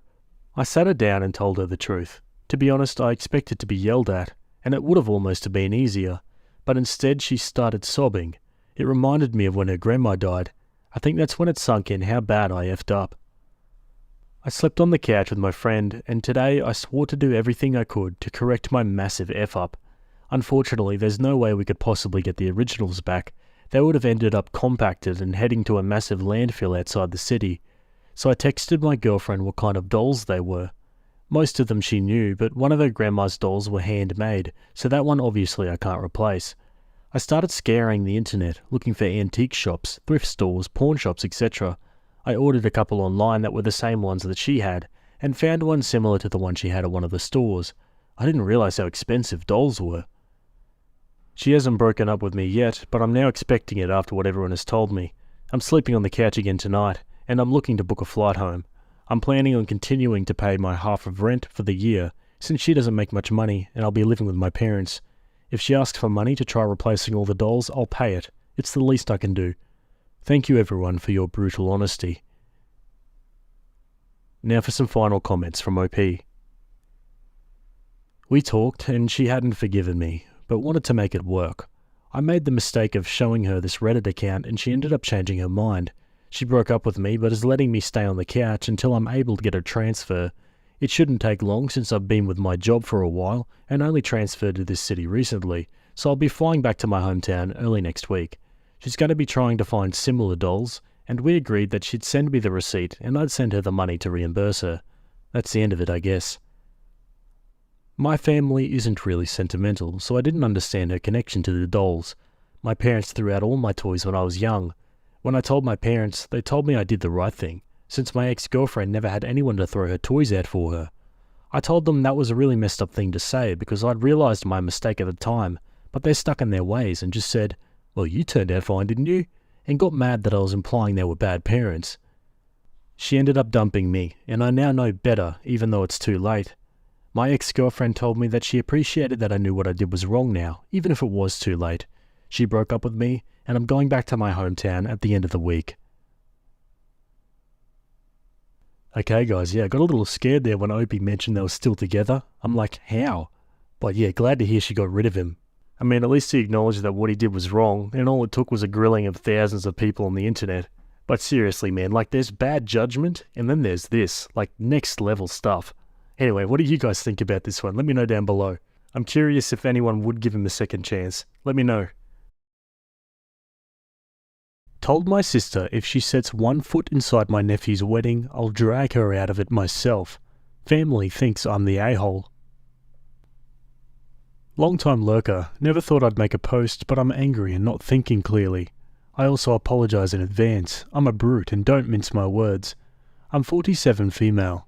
My nephew, Joey, 21, is getting married in 2 weeks, and his mother, Judy, 45, is trying to come, but I've adamantly told her not to because of how much crap she's put him through in recent years. When Joey was 18, he was in a car crash with his father. His father died a few days later, and Joey was also hurt, but obviously survived. I know all of this was triggered by my sister's grief, and I'm trying to be mindful of that. First, she purposely missed his high school graduation because she couldn't imagine being there without his father. Joey was understanding, and thankfully me and his girlfriend, now fiancée, family were there for him. Judy insisted on still hosting a graduation party a week or so later. I wasn't able to get there until towards the end. When I got there, most of the guests had left, and Judy was a drunken mess and was wailing about her husband's death. I told Joey to pack a bag and to come to my house for the weekend, which he did. Judy swore she would do better and begged him to come back home, which again, he did. A couple months went by, and Joey asked if I could drive him to work because his car had been totaled. He looked terrible when I got him, so I asked him what was up. He said he'd been working 70 hours a week because Judy had gotten laid off. I asked him how his car got totaled, and he said Judy had crashed it, driving intoxicated. At that point, our mum and I sat down with her to try to get her into some sort of treatment or counselling, and she agreed, but we later learned she never went. I take partial responsibility for not following up. Some months later, Joey called me again, this time for a ride to the courthouse to get Judy out of jail. All he said was she had gotten drunk and got herself arrested, but when I picked him up, he had fresh cuts on his arms and jawline. Turns out she assaulted him when he refused to get her more to drink. I begged him to come stay with me, but Judy insisted she would get help if he would stay and help her, which he did. I would call and talk to Joey once or twice a week to make sure he and Judy were safe. She didn't go into treatment, but he said things had calmed down. After a few months, he stopped responding to calls and only sent short text responses. Sometime later, those stopped too. Throughout all of this, he's been supported by his fiancée. I started getting my updates on Joey's well-being through her occasional social media posts. They got engaged, and her family is paying for the small intimate wedding and reception they've chosen to have. As far as I knew, things were better. He seemed happy in her posts. I was blindsided about 2 weeks ago when Joey's fiancée called me. She said Joey needed my help and asked if she could drive him over to my house. When they got there, he was shaking, hyperventilating, and threw up multiple times. When he finally calmed down, he said his mother had gone into a drunken rage some weeks ago and started trying to rip and burn everything left of her husband's. When Joey stopped her, she started wrecking his stuff. All the while she was screaming that she wanted her husband back and wished Joey had died instead. She was blaming him for the crash, the whole 9 yards. Joey said this had been going on for months, and the night prior to his girlfriend bringing him to me, he came home and found that she'd burned all of his father's pictures, old clothes and everything. I went to confront Judy. She agreed once again to enter treatment, and this time she followed through. Joey has been staying with me since. Every time I ask about the wedding or his girlfriend goes over plans with him, he turns pale and miserable. I asked him what was up with that. He wouldn't really answer, but I asked if it was because of his mum. I asked if he wanted her off the guest list. He didn't have it in him to flat out say yes, but the look on his face said it all. Judy called him earlier today, gushing about how excited she is for the wedding, and that she's picked out her dress and wants a mother groom dance. Joey told her not to come. She went all weepy and started begging. At that point, I asked him to give me the phone, and I flat out told her that if she sets foot in that wedding, I will personally drag her out of it. This has caused a stir in our family. Our other siblings think I've influenced Joey, and I should convince him to let her come if she promises to behave. I told them all that since they've helped him very little and don't know his side of things, then they can kiss my ass. Am I the a-hole? I mean, at the end of the day, obviously it's Joey's decision, but, You know, she's had plenty of opportunities to prove that she's a better person now, and it's safe to say she hasn't proved it yet. I don't know, it's tricky. Let's see what the comments think. Not the a-hole. Judy has proven time and time again at every given opportunity that she can't control her behaviour and turns every occasion into a self-inflicted pity party, making the events all about her instead of celebrating Joey. Joey had to go through these milestones without his dad and with a mum who was too wrapped up in her misery to take care for him. Joey is lucky to have you and his fiancée in his life. His mother should be ashamed of herself, as should all the family members who think he should ignore her past track record and invite her to the wedding because family. Joey deserves a happy wedding. Thank you for helping him and his fiancée. Not the a-hole. His wedding. You are following his wishes and sounds like she's got a ways to go before she gets to just celebrate the good things in life again. Much love to you all. Not the a-hole. Man, I wish I had an aunt like you. You have Joey's best interest at heart and see clearly what Judy's depression and alcoholism has cost her poor son. She has had opportunity after opportunity to get herself clean before now, but refused and made his life a living hell. You stepped up and supported him emotionally and physically when needed, stepped back when he didn't seem to need the support, but then came out guns a-blazing when your own sister raged out on him. Joey and his fiancée should be able to enjoy their wedding in peace, not spend the entire day watching his mother and wondering how and when she is going to careen out of control. Sorry, Judy doesn't get to play the mum card now after all the physical and emotional abuse she has heaped on that poor kid. Let her sit at home in her new dress, because I'm with you. She doesn't deserve to get within a mile of that wedding, and if any of your family says otherwise, tell them, bite me. Where were you when I was dealing with this crap show for the last 3 years? Yeah, that comment sums it up pretty nicely. Okay, Opie answers some questions. Will there be alcohol at the wedding?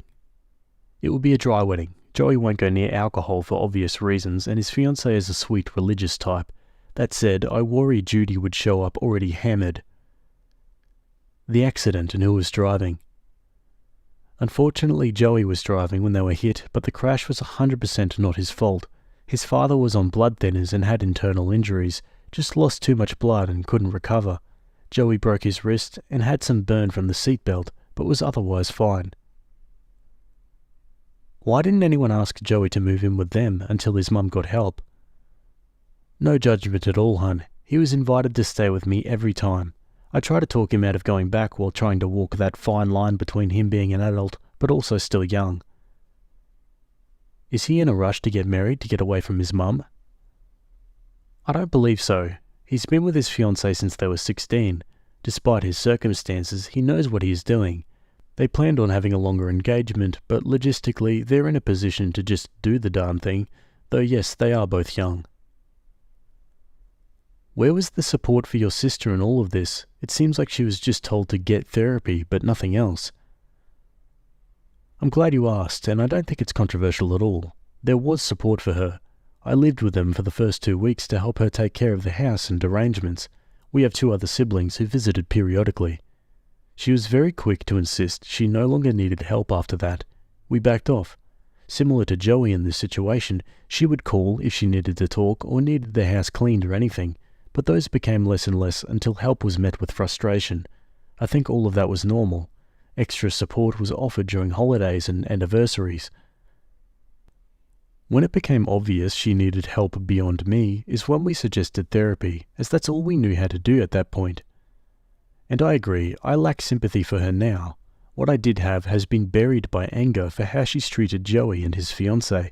She's been nothing but cruel to that girl, which is weird to me because she is angry at her for taking away her boy, but is equally driving him away. It's all a mess, but right now I only have the strength and patience for Joey and his fiancée.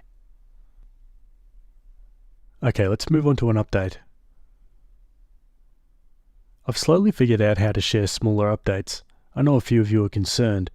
Any good vibes, well wishes, or whatever you believe in for Joey would be appreciated. He insists it's a stomach bug going around, but he has been nauseous all day at work, but won't leave.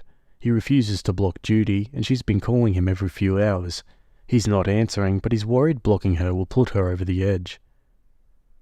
I'm trying to work with her to get this thing from her house, but she won't speak to me. She'll only speak to Joey, who won't speak to her, so I'm letting her cool off for a few days. Goodness knows I need to before I rip her a new one.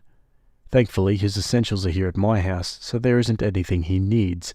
As far as I know, this is his last week working before we get some time off before the wedding. They'll be moving his fiancée into the apartment they're leasing next week, and he'll join her after her wedding. She's religious. He says he's feeling excited to get to those things. Thanks everyone for caring about my family. Okay, now for another update that transcribes a text conversation between OP and the sister. Checking in. Are you sober? Sis. Yes, goddamn. OP. I'm just asking. So can I come get his stuff, please? One less thing on your plate. No, he can call or text me and he can arrange to come get his stuff. Until then, you are not permitted to. OP. For F's sake, he has been paying to keep a roof over your head for how long, and this is how you act? Why can't you set everything out for me to pick up for him? Then you don't have to see either of us.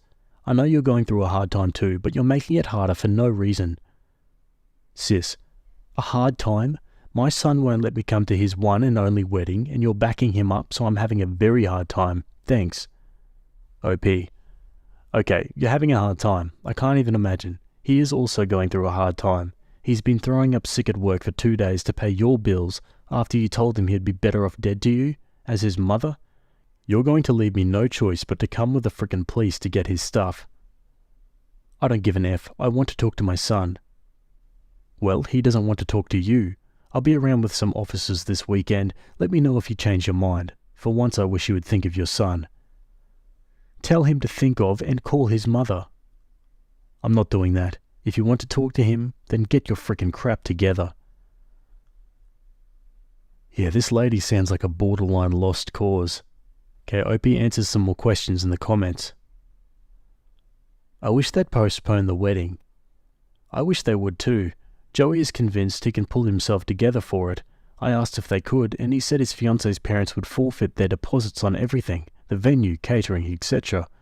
We'll see. I'm hoping it can still be a great day for them. More info and therapy. The more I talk to them both about it, the more I think that once the wedding got to be about a month out, Judy lost it and started dragging Joey down with her. He held it together until he just couldn't. Now they're too far in to push anything back. His soon-to-be father-in-law is connecting him with a good therapist. His father-in-law and mother-in-law are absolute saints.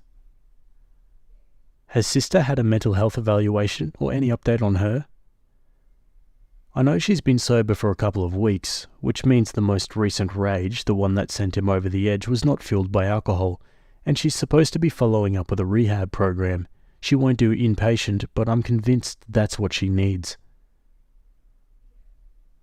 Yeah, I'm inclined to agree with that. She definitely needs inpatient rehabilitation or therapy or something. Okay, on to another update. Firstly, thank you so much. I did not expect anything but a couple of responses with some thoughts, and instead got an overwhelming flood of encouragement and support for my nephew and I. Things have still been hard, but I'll try to be brief.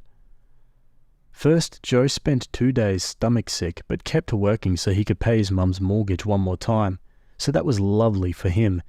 Judy and I went back and forth about trying to get his things back. I was planning on going with Joey to get his things with the police yesterday. The police said Joey had to be there since it's his property. However, Judy insisted that she'd taken everything to a dumpster and not to bother. I asked Joey what he wanted to do in case she was lying, and he said not to go since there wasn't anything very valuable or that he couldn't live without.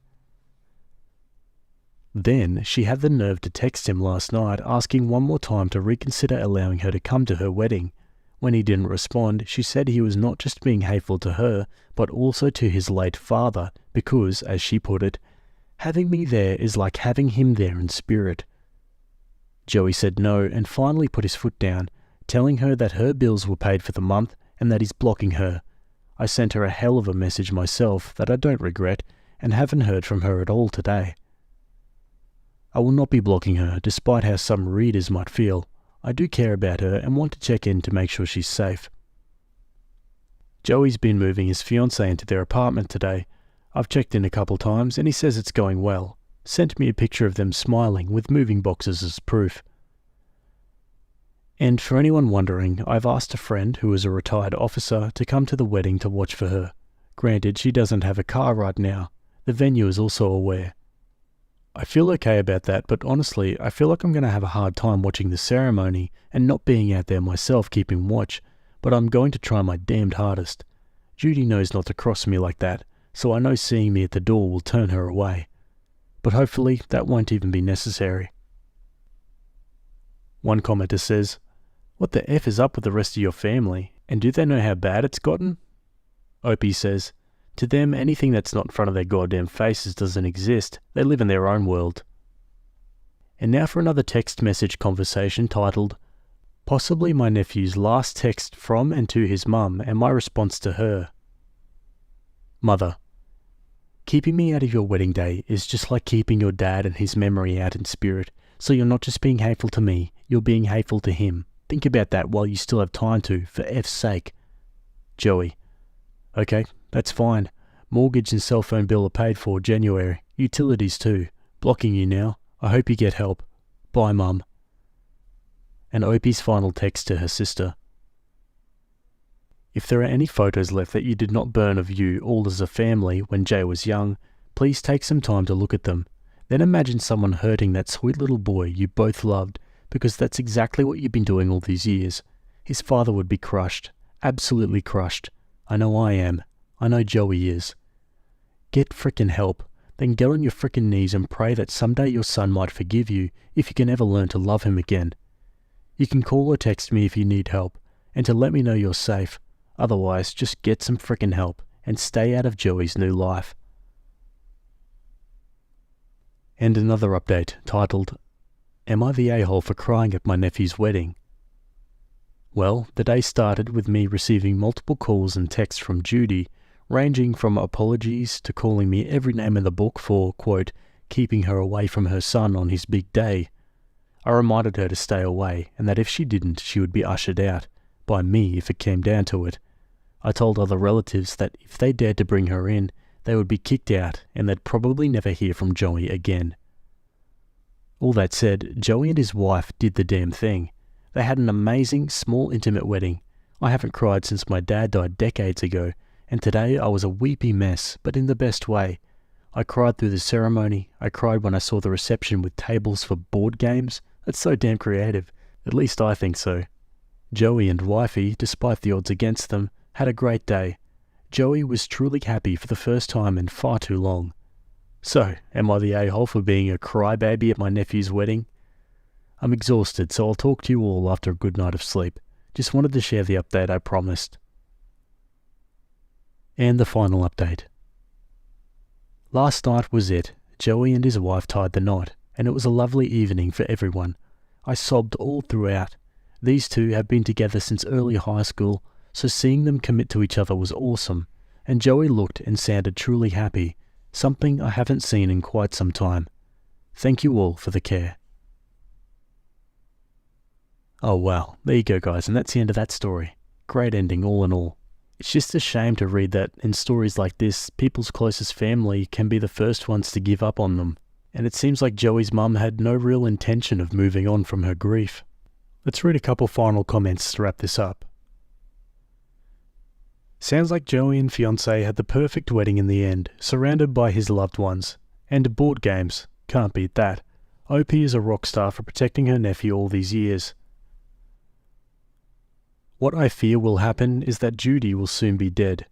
We already know that she has potentially tried to commit suicide once while drunk, and now she, who is now living alone and has lost her job, and will definitely not be able to get a new, reliable one in her current state, has no one to pay her bills anymore, which means that she will likely end up homeless sooner or later, and once that looms, I suspect she may attempt to commit suicide again, unless she manages to rope either OP or poor Joey back in again when it comes to paying her bills. So honestly, I don't think this is over. Either Judy will keep terrorizing them, or OP will update that Judy has died. And if that happens, then poor Joey will blame himself for sure. So honestly, if Judy is still suicidal, then I doubt she'll reach out to OP, and instead there will just be more tragedy. As much as I love the current ending, I fear the worst. Yeah, 100%. It's easy to get wrapped up in a good ending of wedding and love, but, there is another side to this story. Anyway, I'd love to hear your thoughts about this one down below. Either way, that's it from me today. Hope you guys enjoyed that story. Thanks for making it to the end, and I'll see you all in the next video. Have a good day. Cheers.